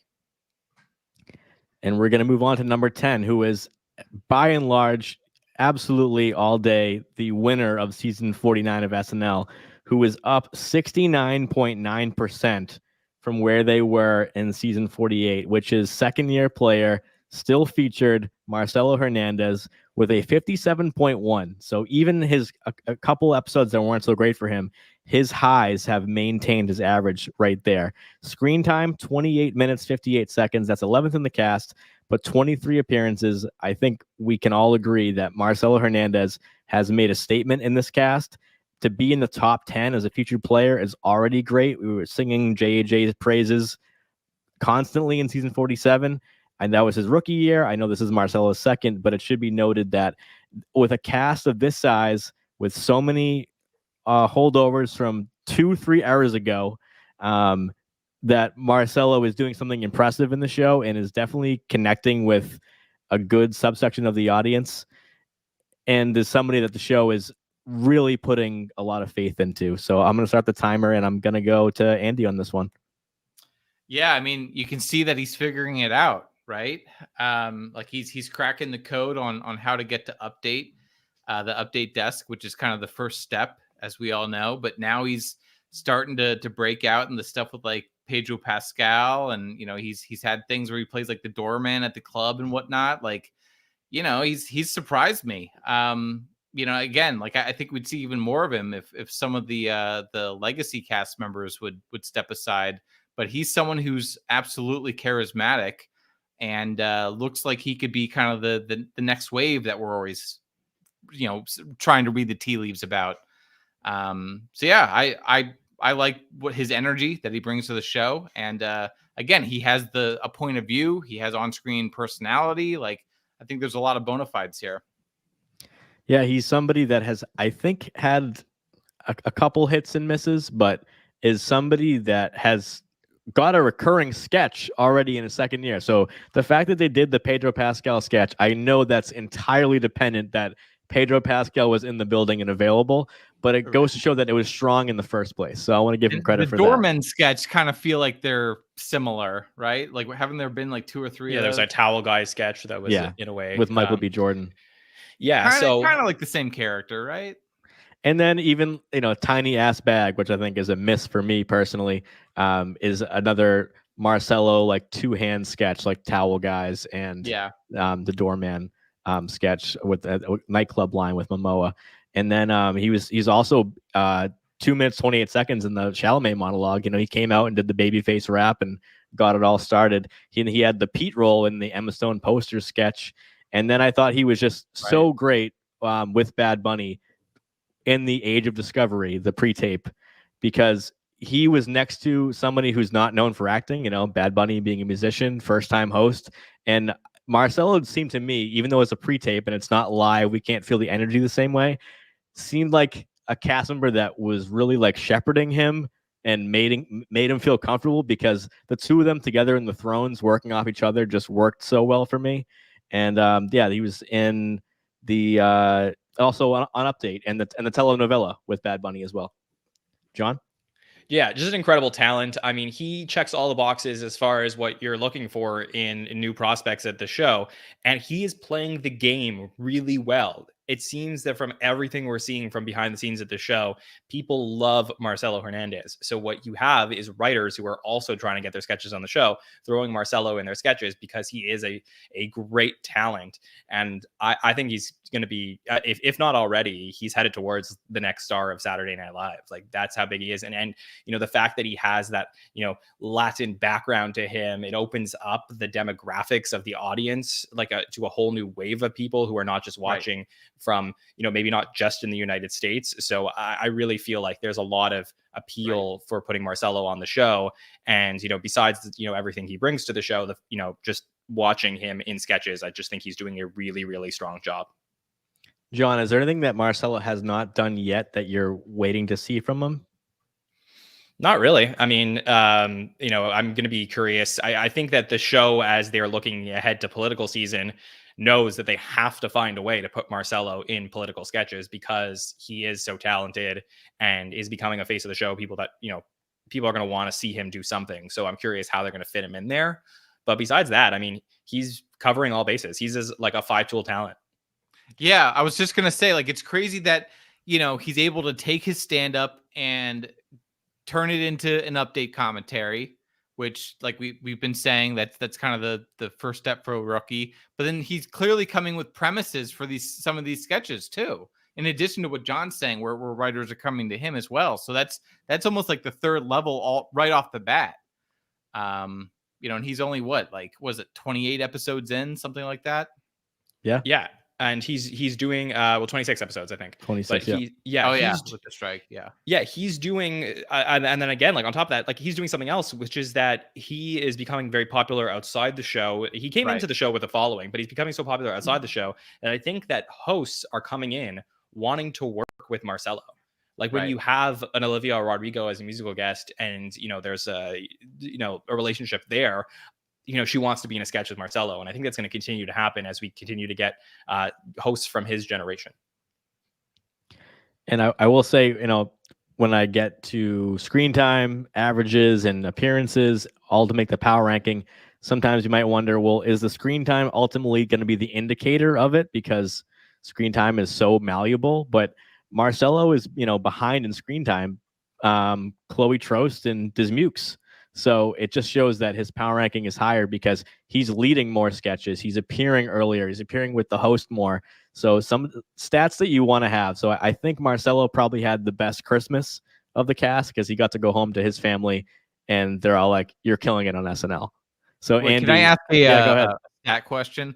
Have you guys ever looked at take 80%, 90% of sketches that they post on YouTube, ones that you can identify as a Marcelo sketch or as a Dismukes sketch or a Punky sketch, whatever. Are you able to count up the number of times they've A, led a sketch, and then B, like what the cumulative of those led sketches are? So you're like taking out like the one line appearances, that sort of thing. Are you able to like concentrate it? So it's like, well, he's had 5 sketches on this season where he's the star. He wrote it, blah, blah, blah. Well, I think what you're describing is what the power ranking is, because that's really just kind of trying to demystify all that in one number, because I'm always saying that screen time, as much as I love it, can be misleading, as well as raw appearance count, because like you just said, Andy, the one liner, you get 5 seconds and 1 appearance, but also you can be like Molly and Devon and Heidi in that cold open and rack up screen time and get 1 appearance, but your screen time on the graph is going to be huge. I don't think that's valuable to somebody who's leading a sketch for 2.5 minutes later, even though you got double the screen time. So it's kind of why we started with that in the first place. Yeah, I'm sure you thought. I'm just curious, in a vacuum, if you could say, oh, he's starred in 4 sketches that are clearly star vehicles. Well, just as a reminder, Andy, when Mike does his power ranking, he does go through each sketch and then mark down A roll, B roll, C roll, and D roll, and that helps determine the power ranking. So ultimately, I'd just be interested just seeing the A, Yeah, for sure, and that's something that we'll do in future episodes of By the Numbers. I think it's a great call. Yeah, for sure. I've been trying to delineate each one by every stat, and that's my next project. So we're gonna get to our first weekend next project is the Patrick Weathers screen time, I think, right? Yeah, it might not take me long. Not many episodes you have to do for that one. It's gonna be one of our update anchors, so maybe we can truncate this one a little bit to get ahead here. But it's gonna be Michael Che, we've had some short updates. We had a really long one the last episode. So he's up 14% in his power ranking, only appeared once outside of update. And that was, early in the season in the PDD pre-tape, the Kings of Comedy one. So his longest appearance has been this past update with the joke swap. And his best episode statistically has been Adam Driver, power ranking of 60.3 this year, screen time 33 minutes, 55 seconds. That's 6th in the cast, but he is 9th in the power ranking because he gets tons of screen time, but does not lead sketches other than update. So only 9 appearances. So John, what can you say about Michael Che this season? We'll keep it quick. Nothing bad to say about Michael Che. Everything that I was concerned about with Weekend Update, I'm going to wipe my hands clean of, because that joke swap was so funny and was maybe my favorite part of the season so far. And the fact, I don't know exactly who wrote what for all the little nitty gritty of the jokes of the joke swap, but him bringing out that woman was one of the funniest things I've seen on Saturday Night Live in a long time. So for me, just another solid season from Che. Of course, I know we're going to get a lot of questions about why is Che so much lower than Jost, but that's what you get. And now that they have stayed for through this halfway point of season 49, I imagine that we're going to have at least another year and a half of Michael Che. I'd be surprised if we don't. And Andy, I'd love to. We've been talking about update a lot this season because the numbers were surprising to us for a while, and then we finally got a joke swap. It arguably could have been the best one. Maybe we'll get another one at the end of the year. I hope we do.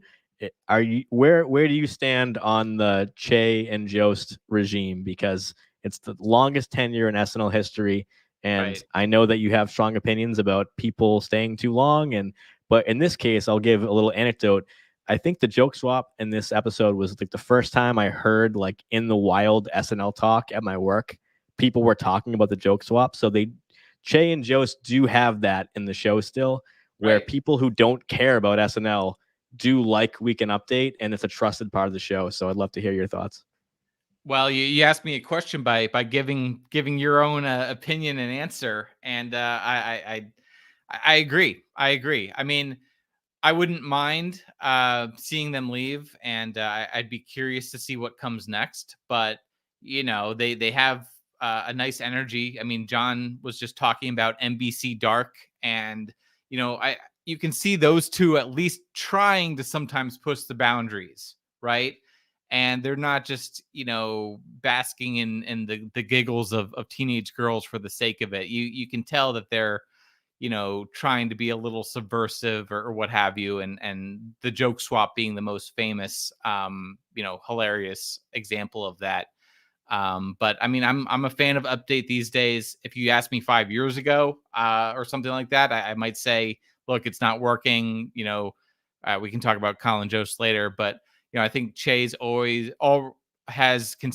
more consistent as an anchor, and in his on-screen persona.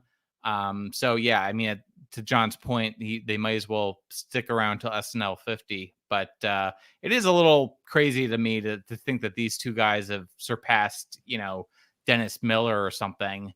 But I think that says Surpassed him in what? Appearances as Update anchors. Oh yeah, they passed Seth Meyers last year, or 2 years ago. Yeah, no, that's what I'm saying. Someone like Dennis Miller or Norm, or like, that's where I'm coming from when I think of like an ultimate anchor. But at the same time, you can tell that those two guys are more akin to someone like Dennis or Norm than they are to someone like Seth. Look, it's a good gig. Like, if you're on Update and you don't get like your own late night talk show or sitcom, like Tina got 30 Rock, Jimmy did some movies, and then eventually got the late night. Yeah. Seth and Amy, like they did. If there's no clear path forward, then maybe there's not a reason to leave. There's two things I'd say to that. First, Che does have a sketch show on HBO, so if he wanted to leave, I wouldn't blame him to focus on that full time, right? I mean, Jost, I think I think that makes a little bit more sense of context to him, because the previous two white male anchors went on to just becoming Lauren's late night host puppets or what have you, and there's just not a space for that right now. Like, neither of those two guys are leaving, I don't think. So it's like, where would Colin go, I think, is the question. But I guess we can talk about that maybe number 8. I don't know.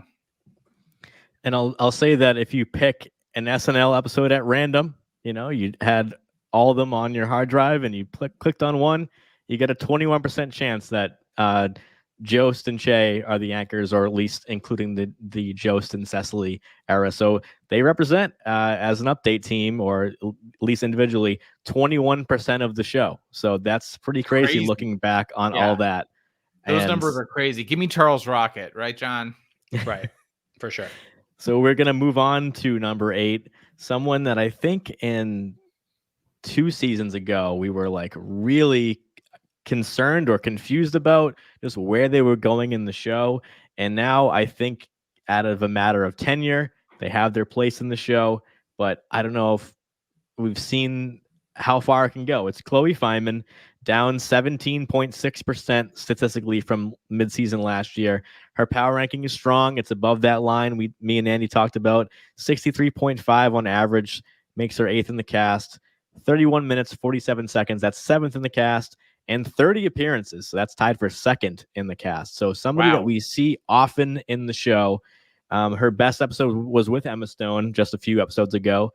And somebody who came in with Bowen Yang, and Shane Gillis. When they came in, we had 3 people, and I think if they were all still here, we could say that Bowen Yang, Shane Gillis, and Chloe Fineman almost have nothing in common. They're like very different comedic stylings. Chloe leaning on impressions a lot to her benefit, and I don't know if the Heidi Chloe experiment worked too well, but I think we'll see more of it. And if Chloe's here to stay, somebody that is, I think, a great actress and can fit anywhere. John, I'm going to go to you and start the timer. Yeah, I think that Chloe's having a down year despite her being tied for 2nd in appearances. That's majorly boosted by the 2 episodes that by the last episode of the show, season 49, episode 8, the Kate episode, that's 6 sketches that she was in. And then episode 5, the Momoa episode, she was in 7 sketches. And I believe a couple of voiceovers are factored in there. But yeah, I mean, we had the Britney auditions from her. We had the What's in the Kiln sketch as well. We had her thing on Update with Julia Stiles. But like, that's it. I mean, it hasn't been I think they leaned on Chloe a lot more last year, but they sort of, taking their foot off the pedal. And it's just an interesting thing. I'm like sort of surprised because a lot of our fans, to be real, have mixed emotions about Chloe Fineman and aren't sure how they, if they see her as being a leader of the cast. And I think now we're seeing what the show looks like with Chloe being more of a supporting player. And I think that's probably best for her. Like, I think this, being 8th in the power ranking is maybe the right spot for Chloe Fineman. Like, she could be a star on the show. People will know her face. She's obviously very pretty and, clearly marketable. She has a role in the fashion industry in the future. But, does she need to be running the show? I don't think so. So I think that's probably best for what we're seeing from her now. I definitely think if she were like top 3 or 4, people would not like it. So I agree, John, that being number 8 is probably 9, 8, 7 around there is where she should peak. I think that's like healthy. As far as memorability, like you mentioned, the What's in the Kiln, maybe the worst sketch of the season, if I had to say. Castaway with Momoa, the convent meeting. She was on Update with Julia Stiles, as John mentioned. And I think the Hallmark horror pre-tape was great for her. So SNL likes to use Chloe as like the straight man, like more often than not. If she's not doing an impression, she's being the straight man, I think, almost always this season. So if that's a good thing or a bad thing, Andy, what do you think? I'd say that 8 actually feels a little high to me, guys. Chloe just seems so like disjointed from the rest of the cast so often. Like, she's never quite fit organically within SNL. Someone on SNL Twitter, maybe in the group DM, said that Chloe's IG, her Instagram presence, is just way funnier and more notable than her actual appearances on the show is. And I think that's so true. I remember when she first joined, I expected her to kind of explode and be much bigger and better than she really has. Like when she first did Britney Spears, I was like, finally, like here's her moment. And she doesn't, for what it's worth, she doesn't seem that interested in becoming bigger on SNL. So maybe John's right. Maybe this is the right amount of Chloe, where she comes in, she occasionally does some, technically spot on and accurate impressions, because she is like very, very good at what she does. But it's more like, small spurts of that and like a utility capacity than actually like making her like the face of the show. Because she's always like running around, like, doing like sponsorships for various like fashion things that just seem like antithetical to me to see a comedian doing right now. I think where the incongruity is, Andy, is that like she is so marketable that you would naturally think she should be the face of the show. but she Right. is best positioned on this show as a supporting player and excels in that role, in my opinion. Like, I think she's one of the best cast members to have, where you're building a sketch around a certain person's voice, and then you want to throw Chloe in there to help support that voice and be the friend of the main character, or like the daughter, or like even in the traffic altercation sketch where Mikey Day and Quinta Brunson were going back and forth, and you had Chloe Fineman playing the daughter in the back seat. Like, that was so perfect for Chloe. Or Fineman. what about Kate McKinnon as the self-loathing mom on Christmas, and Chloe's one of the daughters, and she's just like she's not doing Meryl Streep or whatever, but she's pretty effective in that kind of role. Yes. Yeah. Well, this is a case here where the first time probably in all the people we were talking about where numbers do lie. Like, I think her going down in these rankings is actually to her benefit. Yeah, it's almost like, you think of like Kristen Wiig and how the show just like fawned over her.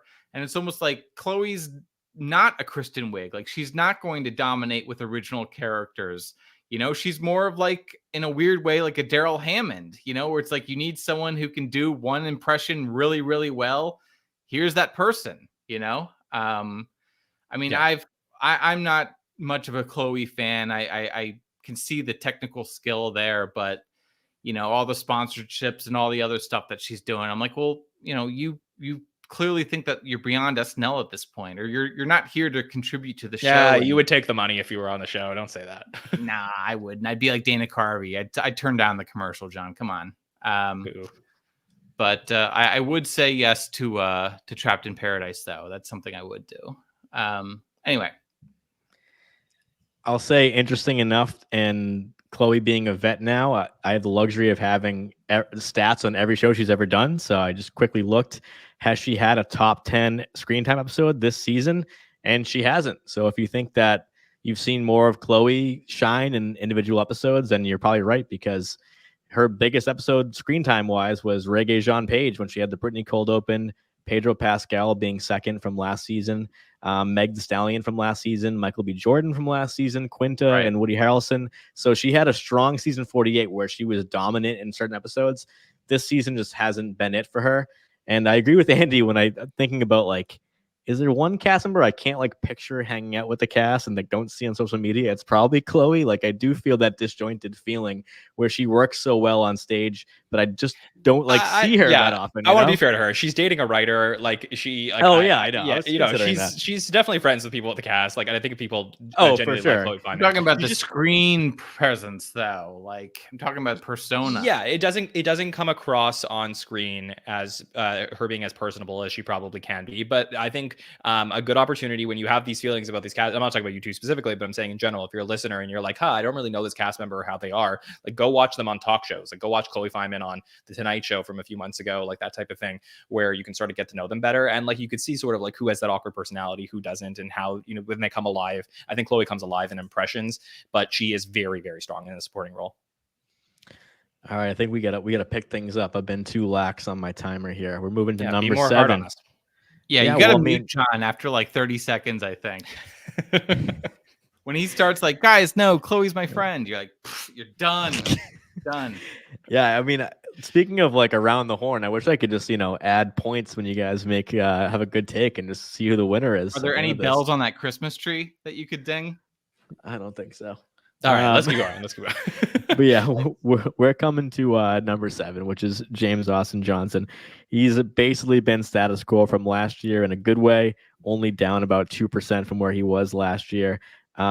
He has the lowest percent of his own screen time dedicated to live sketch, probably due to the fact that he's in cold opens, and we've seen him more do voices and pre-tapes this year. He has the highest pre-tape screen time of the cast with 8 minutes 25 seconds, and his best ep was in the Chalamet show. So he is number 7 in the cast, power ranking of 64.8 screen time, 31 minutes 25 seconds. That ranks him 9th. And he has 30 appearances. So we just saw with Chloe with 30 appearances, second place. Same with JJ. So somebody who had one of the best rookie debuts in seasons, maybe in SNL history. He's, like Sarah, got the bump up to the regular cast. Here he is. I think we know how versatile he is. And somebody who's not going anywhere. If I had to predict, he could be on the show for 10 years, in my opinion. I'll go to you, John. Yeah, very interesting season here for James Austin Johnson. Hasn't really like led his own sketch. He's had moments as Trump naturally, but was removed from the role of Biden in what looked like a decision between seasons. So that's like a really interesting one in preparation for the election. This is the guy that we're talking about to look towards as we're headed towards the 2024 presidential election. We expect that he's going to be all over the political landscape in terms of SNL. So I think we can get some more things from him. But it has, I'd say, been his first period in his career where we could start talking about if this is like a little bit of a dip in what we're used to seeing from James Austin Johnson, where I don't believe that, as talented as he is and well-rounded as he is, I don't believe that season 49 is James Austin Johnson's season so far by any means. But the second half of the season could look completely different, Andy. What do you think, Andy? Oh, was that tossing the ball to me? Sorry. Yeah, I mean, his role on the show has definitely evolved this season. It occurs to me that just yesterday he went viral playing Biden online on his Instagram and on Twitter. Interesting choice. So I do wonder about the decision so early to swap him out and swap Mikey in. It occurred to me also just with our conversation around Chloe Fineman, maybe there's some similarity between Chloe and James, where it's he's not going to be like a dominant Dana Carvey type cast member. Maybe he's better in the 7 role. I'd be curious if his cold open numbers have dipped at all, or if they're consistent from the last couple seasons. But I mean, I think that he's really funny. I think that Lake Beach, which came out of his stand-up, is a highlight for him this season. All his pop culture stuff is, I relate to it really well. His stuff with Dismukes, as we discussed, is really strong as well too. So it's interesting having him in like initially this Daryl Hammond role, where it's like, okay, the go-to political impression. And watching him try to like break out of that and be even more versatile. So I'm a fan for sure, but I like that he has broken out of it. Like, I think that was the right strategic decision. Again, if Andy, if you and I were like managing him, we'd be like, yeah, good. Like break out of that. Don't get stuck in that hole there. But I do think that, putting aside his partnership with Andrew Dismukes, which is both to their benefit, as we discussed in the Dismukes section, I do believe that James Austin Johnson needs that opportunity to star in a sketch, perhaps solo, like he did back in the Aubrey Plaza episode. We had that sketch at the end of the night, I think with Sharon Stone in it, where he really anchored the sketch. Yeah, I mean, like that's like the type of thing that I want to see more from JAJ in 49. Yeah, I don't know. I don't know if that's his forte necessarily. Give him a shot. That's a good question.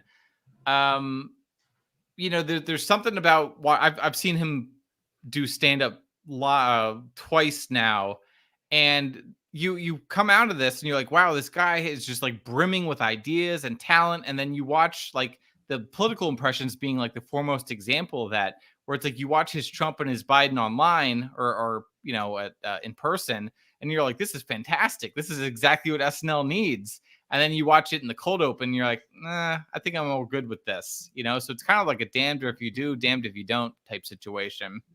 Yeah, I'll just say, I think we're in a fascinating point in SNL history right now, where if Biden does get reelected, does the impression go back to JAJ at that point? Right. That is a huge question mark. So will be very fascinating to follow. Is that a question mark that, are you saying question mark, or your sources at the show? Are they saying? No, I say I don't think SNL knows. I don't think they have a plan. I mean, because I can't imagine Mikey Day staying on the show for, like throughout another 4 years. 4 years, right? Yeah. So it's like the Trump impression is clearly the better impression, and they have more of a take on Trump. So it makes sense for now, but it doesn't make sense for the future if Biden does get reelected to then hand the impression over to somebody who's been such a veteran on the cast. I mean, that would be historic, right? To take an impression away from someone and then give it back to them. I guess kind of with Daryl Hammond a little bit, but yeah, I mean, yeah, where someone not having left the show, I don't know that there's a lot of precedent for it, but maybe. No, I don't think there is. Yeah. You take it away, give it back. To answer your question, Andy, I think this is a positive trajectory for JJ, but last season he was at 38.0 9% of his time on SNL was in cold opens compared to this season, which is at 27.2. That's So- exactly what John and I are talking about. I think that Yeah. he's clearly, or the show has decided that he shouldn't just be, the resident cold open guy. If I were him, I wouldn't want to be trapped in those either. So it makes sense. Yeah, and imagine if he did play Biden in the Bargatze cold open that Mikey did, those numbers would be way different. That's a long cold open where Mikey was on screen the entire time. So that difference right there made all the difference in that stat. And out of his 30 appearances, 7 of them have been voice only. I think that should be said because he's tied for second in the cast, but we count appearances. We don't discriminate on them. So they're all being counted. So 7 out of 30 were voice only. And I want to just shout out how good he is at that. So we had Beck Bennett and Cecily Strong being, outside of Steve Higgins, being like the go-to voice actors. And someone like JJ really does improve Pongo by being the voice actor, or Great even point. Yeah. or even live voice, basically like the ABBA sketch with Kate is something that having him be the like cut to guy as the show presenter, he's so good at that, and having this kind of like mature air about him that I don't think you can get from someone else, because Alex Moffat's gone, Beck's gone, and someone like JJ just the shoe fits perfect for him in the lane he's in right now.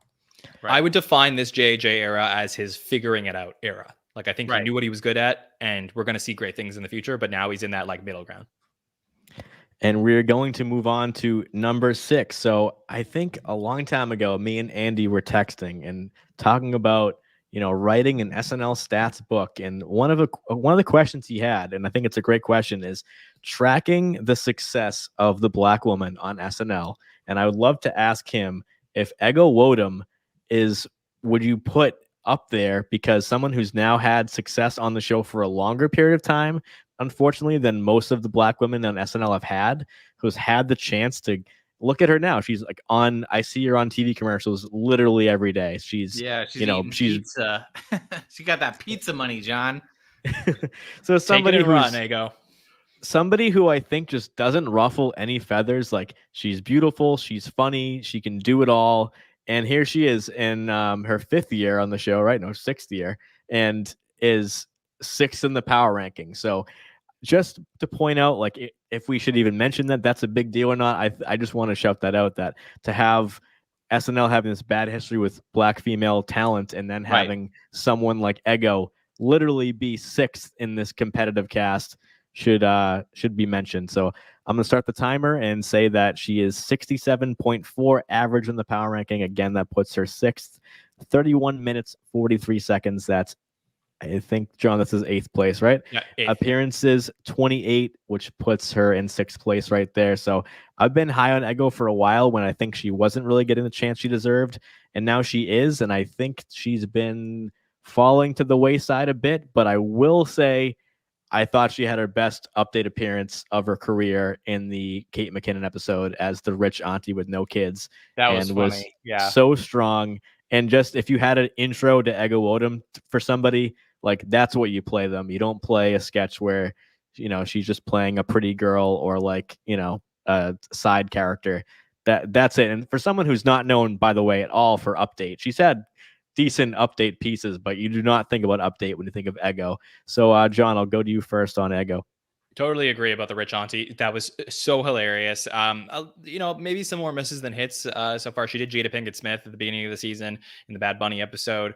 We also got to see her and Bowen team up for that Hudson Thanksgiving airport parade sketch that they did together. She did Tiny Ass Bags with Marcelo. So a little bit inconsistent in terms of, hit rate, I would say. But overall, she's among the group of stars on this show. I think she, when she does hit, she really hits.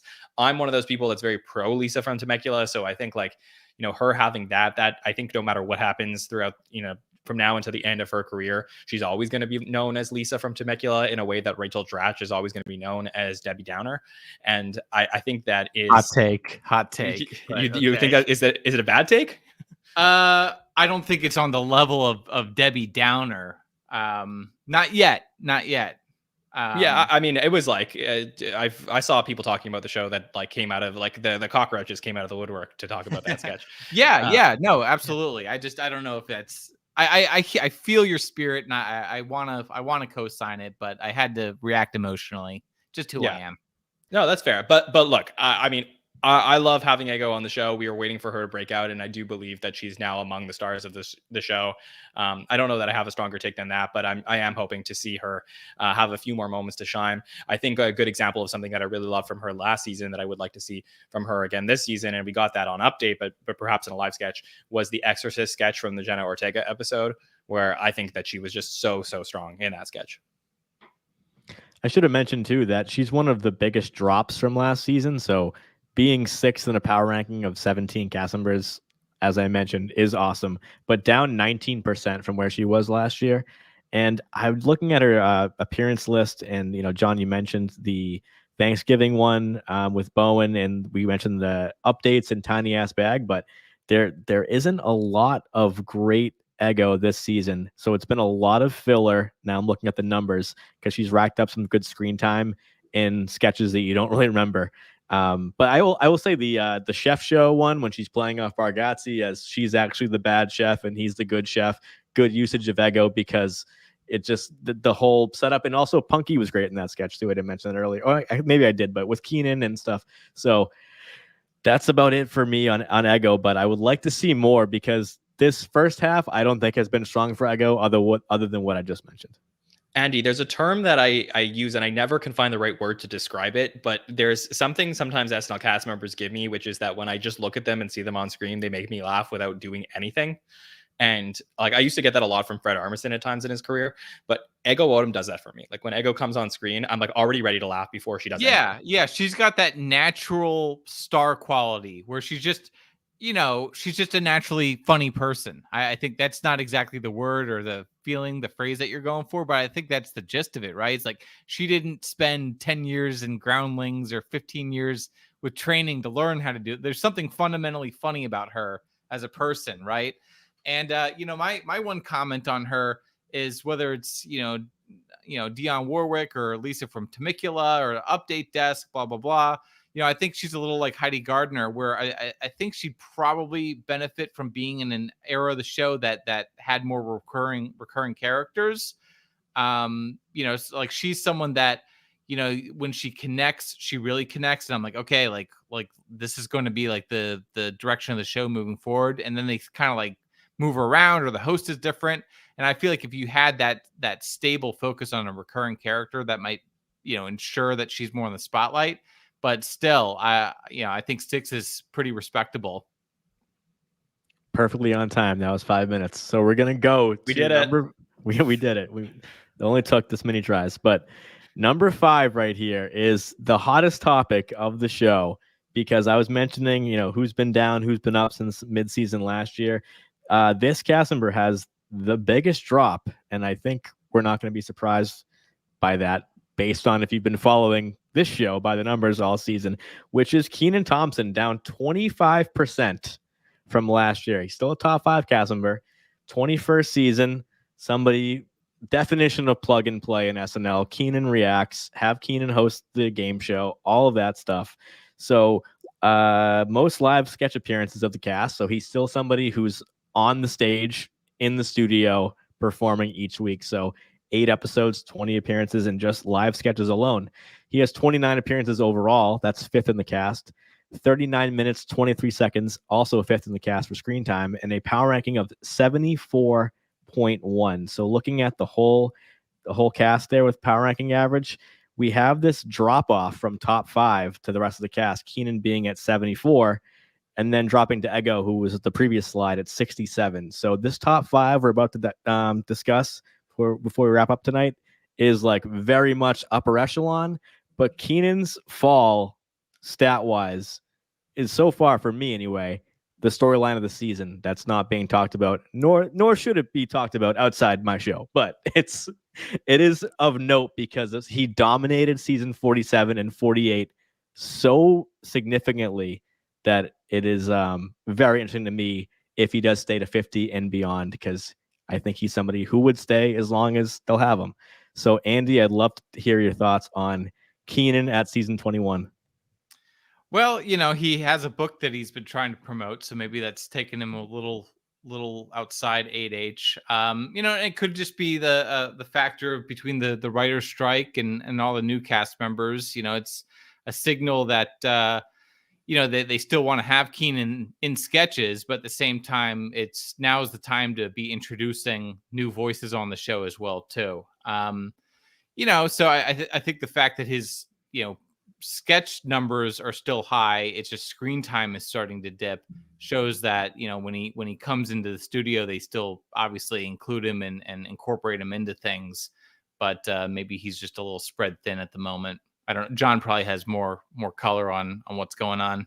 No, I think you hit it. I mean, also good burger. So I think, he's just had a really busy fall with things outside the show. So I have to think that is a little bit of a factor here. So now it'll be interesting to watch in the second half of the season if this downward trend we're seeing from Kenan continues, because then we'll know that he probably, hit his peak at that point. We over the last few years, the story has been how incredible it is that so late in his career, he could lead the cast in sketch appearances. Like, you would just expect if somebody's going to be on the cast for like 20 seasons and different cast members are going to come and go and be stars of the show. The fact that in year 19 and 20, he still led the cast in sketch appearances was just unbelievable. So is that sustainable? I don't think so. So I wouldn't be surprised if he doesn't finish at the top of the power ranking or the top of the appearance numbers at the end of the year. But I have to think, things will, go more to the mean of what we can expect from Kenan. So I'd say he probably finishes 3 or 4 at the end of the year based on the fact that he doesn't have these other projects outside the show. But it has been interesting how I don't think that Kenan being at 1 in the power ranking or 5 in the power ranking affects the overall quality of the show, because he's so malleable to what the show gives him. And we saw a dip a little bit when he was doing the sitcom too, right?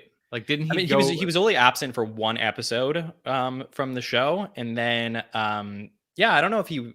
Mike, do you Wasn't remember? he? I think he was absent for 2, but he appeared in like a Christmas Parent pre-tape, so he was actually in one of the episodes, but he wasn't present for. And one he missed entirely with Chris Red. Yeah. But that season 46 was a Beck Bennett year where Beck Bennett led the cast, and season 45 was a Kenan year. And 8 minutes, 35 seconds of his time has been in 10-1. That's pretty interesting. I mentioned earlier with Chloe Troast not appearing at all in 10-1s. So here we have a rookie who has 0 seconds in 10-1 time slot, and then the veteran of all veterans leading in 10-1. I think that's interesting. We had the most notable, that taxi cab sketch with Momoa, where Kenan was on screen a lot, but he's been in 3 of them so far this year. So that accounts for 22% of his time so far. And I kind of, doing the stats for this many seasons, just figured that the Kenan stats, when they were starting to level out and this huge peak, would not drop. And that's kind of my final question to both of you on Kenan is, let's put aside the projects, just because he has been there every week. And I don't think Kenan's somebody who shies away from working a long workday if he does a talk show appearance. This is the question. I know John's talked about it with me on the show, so I'll ask Andy first, and then John, please feel free to jump in. Is it a conscious effort to dial back the Kenan, to bring in more Heidi, Chloe Fineman, Ego, and of course the newbies? Yeah. I think it's certainly possible. I don't think it's just one thing. I think that multiple things can be true. Is it those specific cast members? Like, is it Heidi? I don't.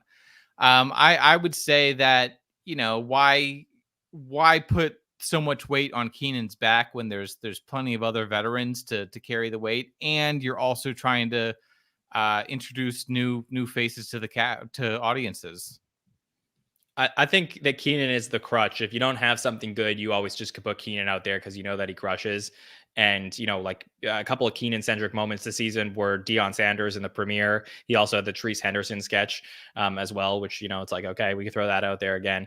But I think that the moments that have shined so far from season 49 from Kenan have been him in supporting roles where he is, the beep beep sketch. He comes in and he has the button on that sketch. The sketch with Nate Bargatze, the chef show, where he's the one, he like pushes the plate off the table. And like, that's a really funny moment from that sketch. So it's little moments from Kenan that I think, the naked eye won't notice it, but I do think he elevates everybody's sketches, and that's why he's been on the show for 21 years. So I agree, Mike. I think it's a conscious effort from the show. it drives me crazy a little bit with stat people when they cherry pick because it's so easy to do. But in this case, I kind of have to because his Pete Davidson episode was huge. He had a 142-point show in the power ranking. So if I did cherry pick and just say, hey, what if I looked at Kenan 2 through 8 instead of 1 through 8?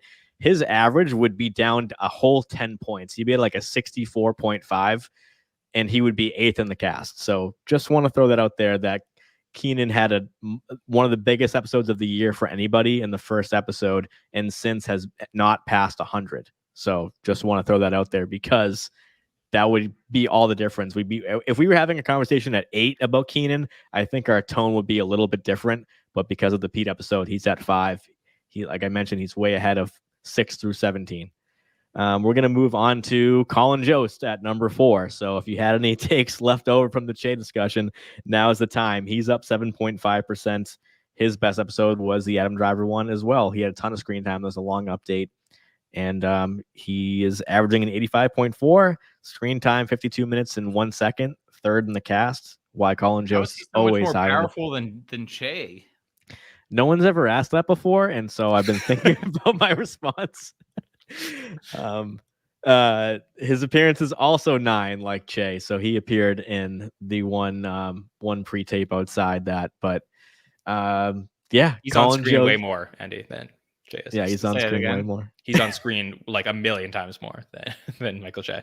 Like usually, the more guests go to Jost than Che, and they'll lean on jokes. Like Che will tell a joke, and then they'll go to Jost for his reaction. So you'll get more screen time generally from Jost.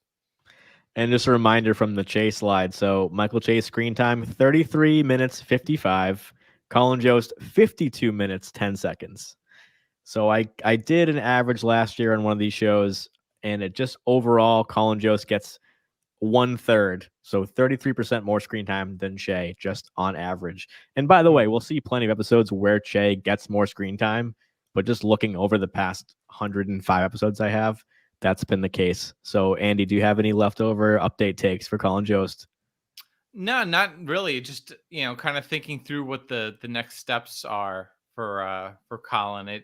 I don't know if his personality really or his talents are suited for a standalone talk show. Obviously he does stand up.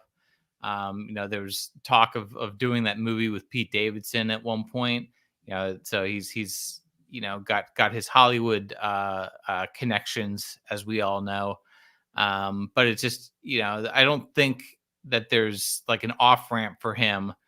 But not for nothing, he's also been at the show essentially as long as Kenan for better, give or take 2 seasons or something. So just trying to envision what update is like without him is kind of remarkable considering how bumpy and awkward those first couple seasons were. But he settled into a groove for sure. And like John, I think you said it's a good gig. Like why pass it up? I'm surprised I don't hear his name mentioned. If you go to the SNL Reddit, I feel like there's a thread every month about who's going to take over for Lorne, and you see Tina Fey, Kenan, Steve Higgins. I feel like I see all the time that, John, wouldn't you think that Colin Jost would be somebody who just gets the show and respects the show to be a possible successor for Lorne? Yeah, anything's possible. I mean, I think he's on the short list, but I think, a lot of those people have had experience outside the show as well and could bring production experience from like producing their own shows back to Saturday Night Live. So I think to transition from like, that would be like a player owner, like it's like a, somebody who's playing for a team and then bought the team. Like that would be the situation. So I think that's probably the reason why we don't get that.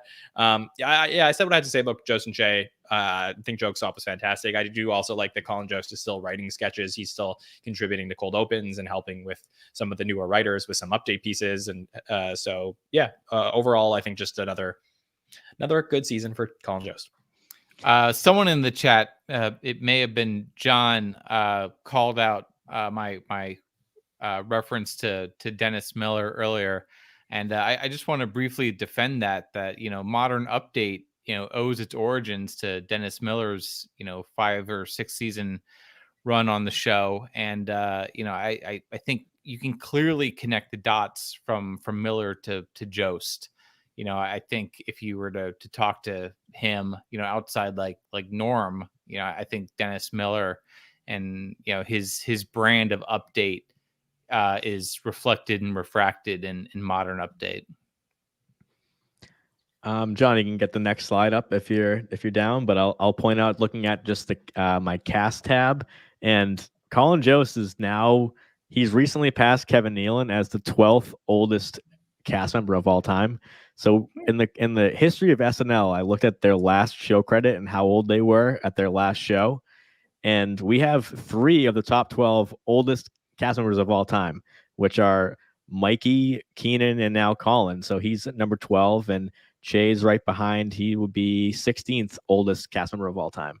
So Kenan actually just 8 days ago became older than Phil Hartman was at his last show. So we look back at Phil and think he's always kind of playing that more mature role, and look at babyface Kenan, who's now been 21 years later, is now older than Phil Hartman was at his last show, which puts Kenan only behind Daryl Hammond, Leslie Jones, Michael McKean, Fred Armisen, and George Coe. So that's where Kenan's he has to be on the show for 7 years and 2 months to be the oldest cast member of all time and past Daryl Hammond. But we're in the top 3 now. So this is the top female cast member. It's Heidi Gardner. Basically the same from last year stat wise, only down 4.5%. But at number 3 in the cast, has an 88.3 power ranking, which is extremely respectable for this stat. 45 minutes, 48 seconds, 4th most screen time, and 30 appearances. So tied for 2nd. Heidi Gardner is somebody we're rooting for, I feel like, so much in the Cecily Kate 80 era. And now the time has come. And Andy, do you think it has been worth the wait, or she's still being a little underutilized, even at number 3 here? No, I think this is now her shot. This is her chance. I've long championed Heidi. I think her character work is really strong. I don't know if she is the front runner that the show needs necessarily. But I've nothing against her. I think she's very talented. And it's kind of crazy to finally see her cracking the top 3, or I see she's number 4 in screen time, number 2 in appearances. Is that right? Yeah, tied for 2. Wow, tied for 2. Wow. Yeah, I mean we're absolutely in a post Kate, post Cecily era. That's for sure. But yeah, I don't have too much to say about Heidi. I think we've kind of seen what we're going to see from her. I thought in that first episode, we got a secretary sketch from her where she was trying this new character, and I really liked that. And I sort of wish that she would go back to trying new characters on the show, because, when she gets into character, I think she's like at her peak performance. So Yeah. There's an opportunity to do that. And the fact that she was doing that in a live sketch and not on a weekend update, I think was really strong. I don't want her to lean into the like what's in the kiln type of sketches. Like I like it for me when she's doing something weird and different. And, it's, we got to interview her in the summer, and you could see how like such a warm personality she is, and how much she like loves the show and like loves the history of Saturday Night Live. And for me, like, I also wonder about how Heidi Gardner would have done in a previous era of the show that was more character based, because I think that she has that, opportunity as well. But I will say, to her credit of having all these excellent statistical numbers, she does do a really strong job as a utility player as well. So to me, the only thing that's missing right now, I'd say, from Heidi's, analytics is just like she has the raw data, but is she like hitting as a star on the show? And I would say probably general public wouldn't think so at this point. And this is something where I sort of go back to our conversation all the way at the beginning of the podcast, which is that Heidi has all the stats on the show. She's all over the show, but she doesn't have the direct to camera thing as herself that I think she needs. So I don't want to talk about both sides of my mouth. I think she needs the characters she's really good at, but she also needs to be that person that walks up to the host and starts talking to the camera, because I don't know that the general public knows Heidi Gardner as the star of the show the way that they knew a Kate McKinnon. I agree with everything you guys said. I would love to see her flex the muscles like she did in that Michael Jordan Last Dance pre-tape, because you do a little thing like that that's on the stat sheet only a minute and 35 seconds or so of screen time, and it takes the fan base by storm, and it just shows that she can play like any role. So I kind of didn't like seeing her play that coworker who was extremely busy doing nothing again, because I'm sure that the well that she could go to is so much deeper than that. But looking at, like John said about utility, like doing that gym call sketch that she did, where she was on the phone the whole time, something like that, where the pacing is entirely based on her performance. If she doesn't deliver it well and on time, the sketch is a complete flop. And I just feel like I don't see Heidi miss ever. And then 14 of her appearances have been over a minute. So I mentioned that stat being in the show for people on the bottom of our list. And so if for 30 appearances, half of them are over a minute. So she's averaging great right there. And then the secretary sketch. Yeah, John, right out of the gate with the Pete episode, seeing Heidi do that gave me a lot of hope that I think has sadly gone away for now, that we could see character-led pieces in SNL again.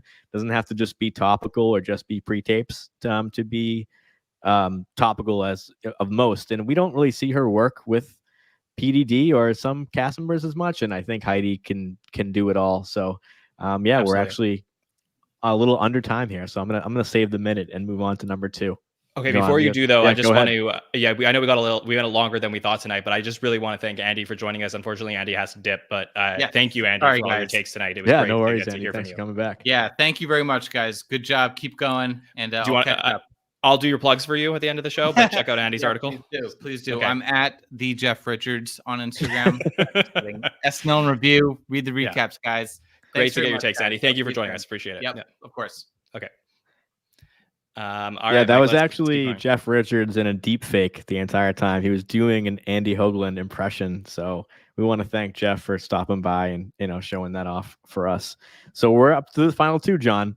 Yes. I think process of elimination. You can guess who could be 1 or 2, and we know the answer. We've been tracking it. So number 1 has to be Mikey Day. So who's number 2? It's Bowen Yang. He's up 5% from last year. I think Bowen is having an incredibly strong season. I think it's his best season so far. I don't think we can point to, the iceberg or, things like that we want to reference constantly, but his output has been incredibly strong, and 96.0 average. If you're averaging near 100 in power ranking, that means you're at that Will Ferrell, Kate McKinnon status. So he's right below that line. 52 minutes, 39 seconds of screen time puts him in 2nd place. 27 appearances, that puts him in 7th place. So Bowen Yang is somebody that if he left after the season, we could look back and say he left on top. I think he should stay longer, in my opinion. I was a Bowen fan at the beginning, and I think I love Bowen 20 times more than I did then, because he hasn't been reductive. He has been expansive in his roles, and he's another guy that has a voice that I like to, you can point at, but it hasn't all been more of the same. Bowen Yang has, of course, done George Santos in cold opens, and has done his corner of pop culture that he wants people to find out about, which is fun for me to learn about things that Bowen wants me to know about. But what can you say about him this season? Because if someone asked me on the street, who's the star of SNL, I would say Bowen Yang. Oh, wow. Yeah, I mean, probably, but he's had a great season. Yeah, really solid season for Bowen Yang. I think he's tried a lot of things. I loved it. Like one of my moments of the season, I think if I had to rank them, would be his George Santos cold open from the Emma Stone episode, where he did that musical cold open and broke out into song and had like this beautiful Candle in the Wind performance. And I loved every moment of that. He's tried other things on the show that I think are really interesting, including, he had that spaceship sketch from the first episode, the Pete Davidson episode, the sleep study sketch from the Timothy Chalamet episode. That was the one with Boy Genius in it, where they were doing who was the impression of again? Troy Sivan. Troy Sivan, yes, of course, Troy Sivan. He did that thing with Ego Nwodim, where they're doing the Hudson News Thanksgiving Week airport sketch. Fully Naked in New York was a Bowen Yang piece that they did as well. So that, and then I have to say, the thing that cemented to me that Bowen Yang has had just a really great start to the season is he was so good in ABBA Christmas with Kristen Wiig and Maya Rudolph and Kate McKinnon. Like, you're taking like 3 of the greatest cast members of all time and you're putting Bowen in there. And like, he showed that he has the chops. Like I said, like sometimes it takes like moments on SNL to like just like we talk about like 12,000 sketches or whatever, but it takes just like looking at one singular moment to be like, does this person have it? And like I could see in that sketch how talented Bowen Yang is. I'm so glad you brought that one up because that sketch brought me so much joy on rewatches because at the time it's Christmas episode, it's Kate's back. I'm just crazy excited for everything. And when you're living in the moment, sometimes you're too anticipatory about what's coming next. So when I got to rewatch it to do the screen time and I had to watch it like a time for each cast member because they were on screen so much that I couldn't really, do 2 or 3 timers at the same time. And that's such a great point that he's the one selected because it would have been easy to say, let's put Kenan in it or let's make it extra funny by putting someone completely random or a third cameo. And the fact that Bowen was selected to be that 4th ABBA member was huge because I think it just shows that he is in that, SNN did top 50 cast members of all time this season. And John, do you remember where he ranked? Because he was in the top 50, right? Yeah, I think he was in here. I got it right here. So Bowen Yang was ranked 43 overall by the people. I probably had him a little bit lower than that. I think I have him somewhere closer to like the bottom. Like he's probably like right outside of my top 50. Just between the 50 that we were ranking, I had him like maybe like 46 or 47. I don't have my list in front of me right now. But yeah, if I added in a few that I think got left out of the list, I think that he's around that 50 mark. But yeah, I mean, he has the ability to like, in my opinion, when Bowen Yang hits, this is a great comment from Eric in the chat. Eric says, not a perfect hit rate, but no one else is quite shining like him. Bowen Yang has an opportunity that when he hits on the show, he could be like a top 30 cast member of all time. And then he could bottom out at other times. So it is a like ceiling and floor type of cast member, which means that he's either really, really good or not as much. And that's okay. That's what the cast needs, honestly. He also led the Biden Panda cold open and had the Christopher Columbus appearance, which I know feels like a long time ago, but I was actually really high on that appearance on Update and the Pete episode. I don't know if I was alone in that, but I thought it was really strong. Just showed Bowen bringing, one of the best compliments you can give someone in comedy is when they do something and you go, how did I not think of that? Like it's such an old, that joke could have been made anytime, but to have Bowen playing Christopher Columbus just worked. So hats off to him.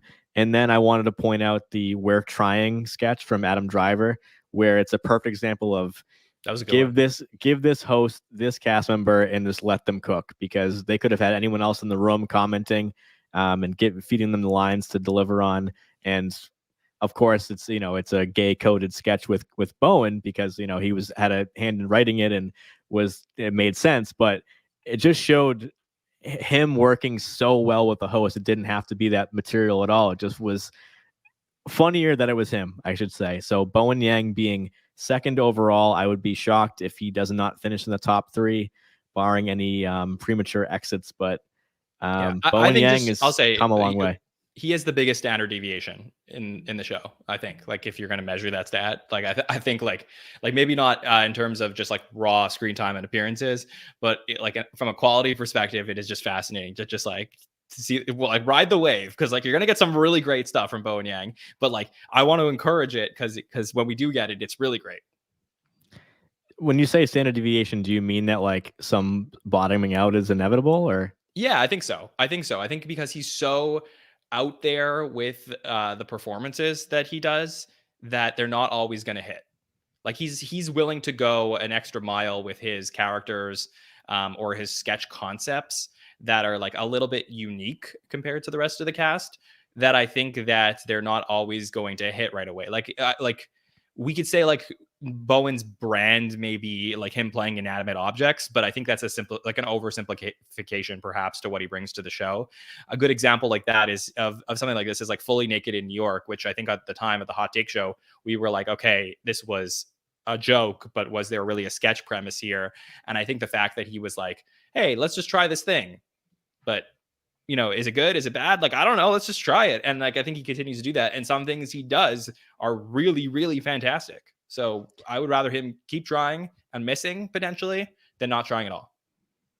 Well, he is trying with Adam Driver regularly. You're right. He's had 1, 2, 3, three episodes with well over 100. Pete Davidson 122, Momoa 185, and Emma Stone 140. So again, I was saying earlier that if you're reaching 100 in power ranking, that's on average is a crazy good stat. So he had a little bit of a down streak with episode 2, 3, and 4, Bad Bunny, Bargatze, and Chalamet.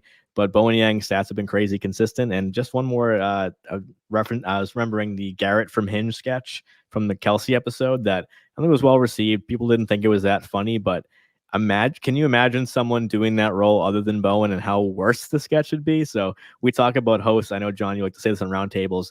Did the host, was it elevated by the host or not? And Bowen Yang, somebody that you can put in a bad sketch and it will definitely make him better.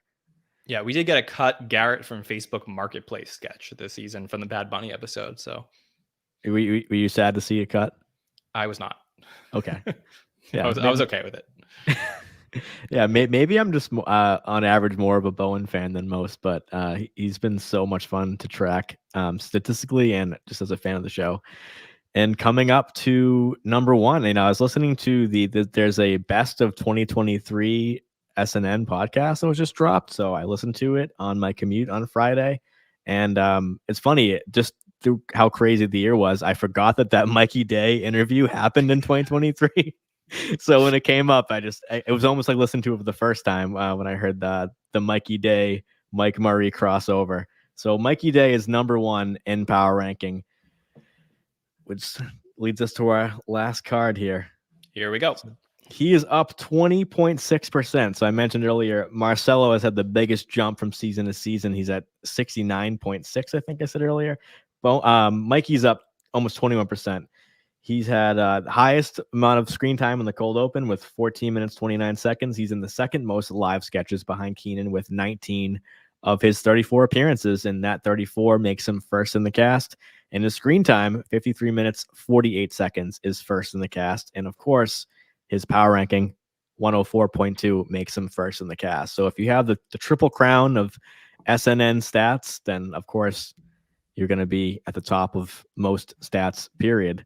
So we've done a lot of Mikey talk last season, and I think rightfully so. So we might have emptied the tank a little bit on praising him for having a renaissance later. But I think we should maybe pivot this conversation a little bit to, will he keep this up? Because we mentioned Biden earlier with Andy and the election coming up. So if he could be with JAJ's Trump, is this something that we can see continuing, that Mikey's going to finish first in the power ranking? Because he is very much ahead of Bowen in the 2 spot. Let me look up real quick.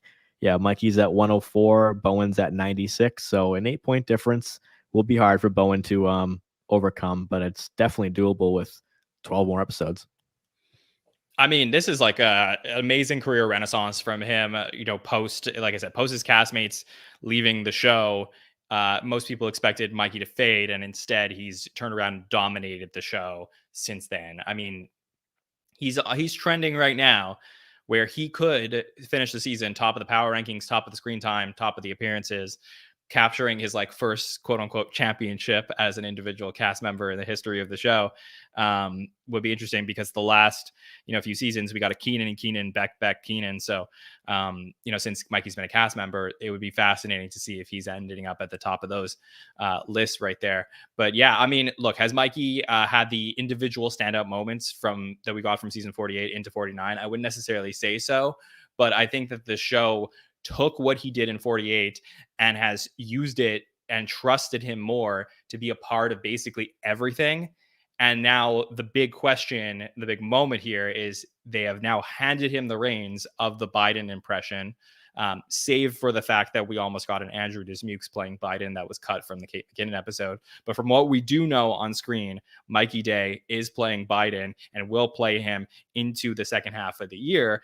And if that is the case, not only do you have a guy who has risen in every other aspect of the show, but now he is going to be playing the president of the United States. So for me, I think that this momentum is going to continue here. And I'm just fascinated to see, this could be, let's just say Mikey stays on for this season. He stays on for 50 and then he goes. And if he has a great 48, a pretty good 49, and then a good 50, we might be saying that that is one of the best jumps in a second half of a career in the history of the show that we've seen. Like, I can't think of a great comparison right now, but it could be a very unique trajectory in a career compared to the other 160 something cast members. Yeah, I can't wait to see his full, arc, looking at his beginning of cast to end. So I want to get back to season 40 and see how he started out, because he had a great rookie season too. Mentioned Dismukes coming 42. from 42, coming from the writer's room. So Mikey Day, same scenario where he was very ingratiated in the SNL culture and knew how the show worked. He came from Wild and Out and doing YouTube sketches. So he's like a true through and through sketch guy. So the numbers always favor that when you're in live sketches, because they tend to always be longer than pre-tapes, of course. But mentioning earlier about Kenan and Colin Jost, that Mikey being the 9th oldest cast member in SNL history, like, you wouldn't know it watching the show, because he still has a lot of diversity in his roles, as far as he plays an old man, and now he's doing a lot of the dad roles. So maybe you're seeing that with the selection, but I mean the style of sketch, Mikey Day is kind of doing it all right now. Is that fair to say? Yeah, for sure. Look, it's really interesting to compare him to Bowen Yang, right? Who are 1 and 2 in the power rankings, where Bowen is your traditional SNL star that is like, hey, let's try things and see if they hit. They're going to get something every now and then that's going to go viral. Whereas Mikey is like your underrated star, like the guy who's like really doing things that, like, if you go into the analytics, the guy who's like really dominating at the show. And he may not get the public acclaim beyond our community, but like, he's doing things that a Phil Hartman did for some seasons, which was just, be the guy that they can turn to help stabilize sketches and be all over a given episode. Like, his workload in a given night is Phil Hartman-esque. It's not to the levels that, Phil, we're talking about Babe Ruthian stats, but this is the type of thing that we're looking at here. Yeah, I mean, looking at Mikey now, we would be shocked if we talked about this 2-3 years ago. So to see him in season 8 being at number 1, I can't think of anything like it, to be honest with you. Maybe a comparison. If I had to think of something like it, I could maybe squint and say it's a Bill Hader-ish type of thing. But even then, it's like it's hard, because Bill was more part of the mix for a few years and then took like a really big jump to stardom that I don't think Mikey's going to, become that type of star. But it's a very fascinating thing to talk about. And when John posts the screen time graphics on, Instagram, Twitter, Reddit, all those, I do read all the comments. I'm always, because it might inspire some stat ideas. So if you want to, obviously you can go to me directly, but seeing those comments, it is funny to see Mikey catching the ire of the fan base when he's at the top all the time, because it just shows that, heavy lies the crown on this show, where if you're on the top, people are like, I want to see less this person. So I've been seeing that a lot with Mikey, because looking at his top appearances, longest was the Shop TV with Adam Driver. But other than that, Biden Halloween cold open, Biden Panda cold open, Jim Jordan cold open. His other longest appearances were the rap battle with Bad Bunny, Washington's Dream with Bargatze, and the North Pole News with Kate. That just happened. So those were all like 2-3 minute appearances. So we mentioned earlier about people who are struggling to get 1 minute appearances. Mikey Day, of his 34 appearances, 11 of them have been over 2 minutes. So he definitely has the highest screen time per appearance outside the update anchors. It's just funny to see him catch those bullets from the fans, now that he's been a very underrated, under the radar guy. So seeing him dominate, it's like, well, you're gonna get the haters now, because this is what happens, right? You become big and people take shots at you. Right. So that's gonna do it for the season 49 mid-season by the numbers. That's the power rankings. Gonna be very interested to see how they shake it at the end when we do this all again, John, in the spring, and look at so much more data, because this is only 8 episodes. Last year we had 9 at this point. So 8 episodes. That's the stats so far. It's been fun. Thanks for listening, everybody. This is a deep one when we get to just talk about literally just number after number. So if you've stuck around, thanks for listening to me, John, and Andy. John, you want to do some plugs for Andy and everything else? Yeah, absolutely. So I'll start with Andy Hoglund, who is a fantastic writer. He does write the recaps at Entertainment Weekly each and every week. Oftentimes, he talks to an SNL alumni, former cast member who helps write comments on sketches. So you can always see them after the show. I believe they get posted during the show. So if you want to go to Entertainment Weekly, you can find Andy Hoglund's recaps. He also has some amazing interviews with SNL alumni. He has a way of finding SNL alumni that you wish you would hear from again, but haven't heard from in a while. And he writes articles with them, interviews them for Vulture. So very excited to see what he does next with his stuff. So make sure to look him up, and you can find him at SNL in Review on Twitter. As for everything that's happening over here at the Saturday Night Network, so Mike Murray very graciously brought up our Best of 2023 special that I worked very hard on over the holidays because it's a labor of love. I know we put out a lot of content and not everybody can listen to the amount that we do put out. But for those who enjoy SNL content, I want to make sure your cup is full. But in case you did miss anything, we put our best moments in a 2+ hour podcast for you. I had to cut some of the moments because there was so much fun we had, but I thought we had a lot of fun, some emotional moments and from some interviews over the previous year with former SNL cast members and other SNL alumni. We also had some really funny moments that happened on our roundtables and hot take shows. So complete mixed bag of everything we do here at the SNN. In case you're just jumping in with us, that is a great place to start to catch up on some of our previous shows. And then here, thanks for everybody for checking out By the Numbers. Of course, Mike will be back every week during the season on Wednesday nights to catch you up on all the screen time.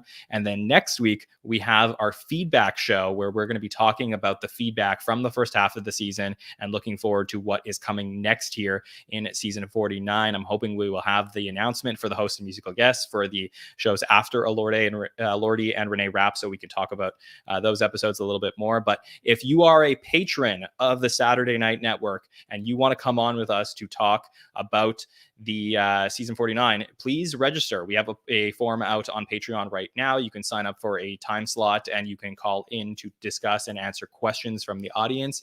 Bill Kenny will be joining me on that show. So if you want to talk to Bill, you want to talk to me, you can do that by registering at patreon.com/the SNL Network. And then we will put out a question form later in the week so you can send in your questions. So if you have anything you want us to talk about on the show, please make sure to write in your questions. And then, of course, we will be back for the Hot Take Show, Roundtable, and By the Numbers every single week after that. Thank you, John. 41 shows and counting for By the Numbers. So 50 is around the corner. Well, maybe that'll be the time for the retrospective. And, I'll put the same shirt on that I wore for that show. I'm in the same room, but, gotta say we'll do a goodbye best of By the Numbers for when you get there eventually. Yeah, it's always timeless, At this point, Heidi's been in this percentage of those sketches. So yeah. Right. It really translates to the all time. But if you are somebody who is interested in going back and, just seeing how awkward the show was back in the day, then please go back and look, see how far we've come. You'll come back to this show and see just how sophisticated it's all got. So there's a lot more where that came from. As always, thank you for listening in 2023, 2024, big year coming up, and we're on our way. So thank you to John and Victoria, who was on the shows in the fall with me. So we got some good stuff planned, and hope you join us for it. So for Jon Schneider and myself, Mike Murray of the SNN, thank you as always. We will see you very soon. Good night.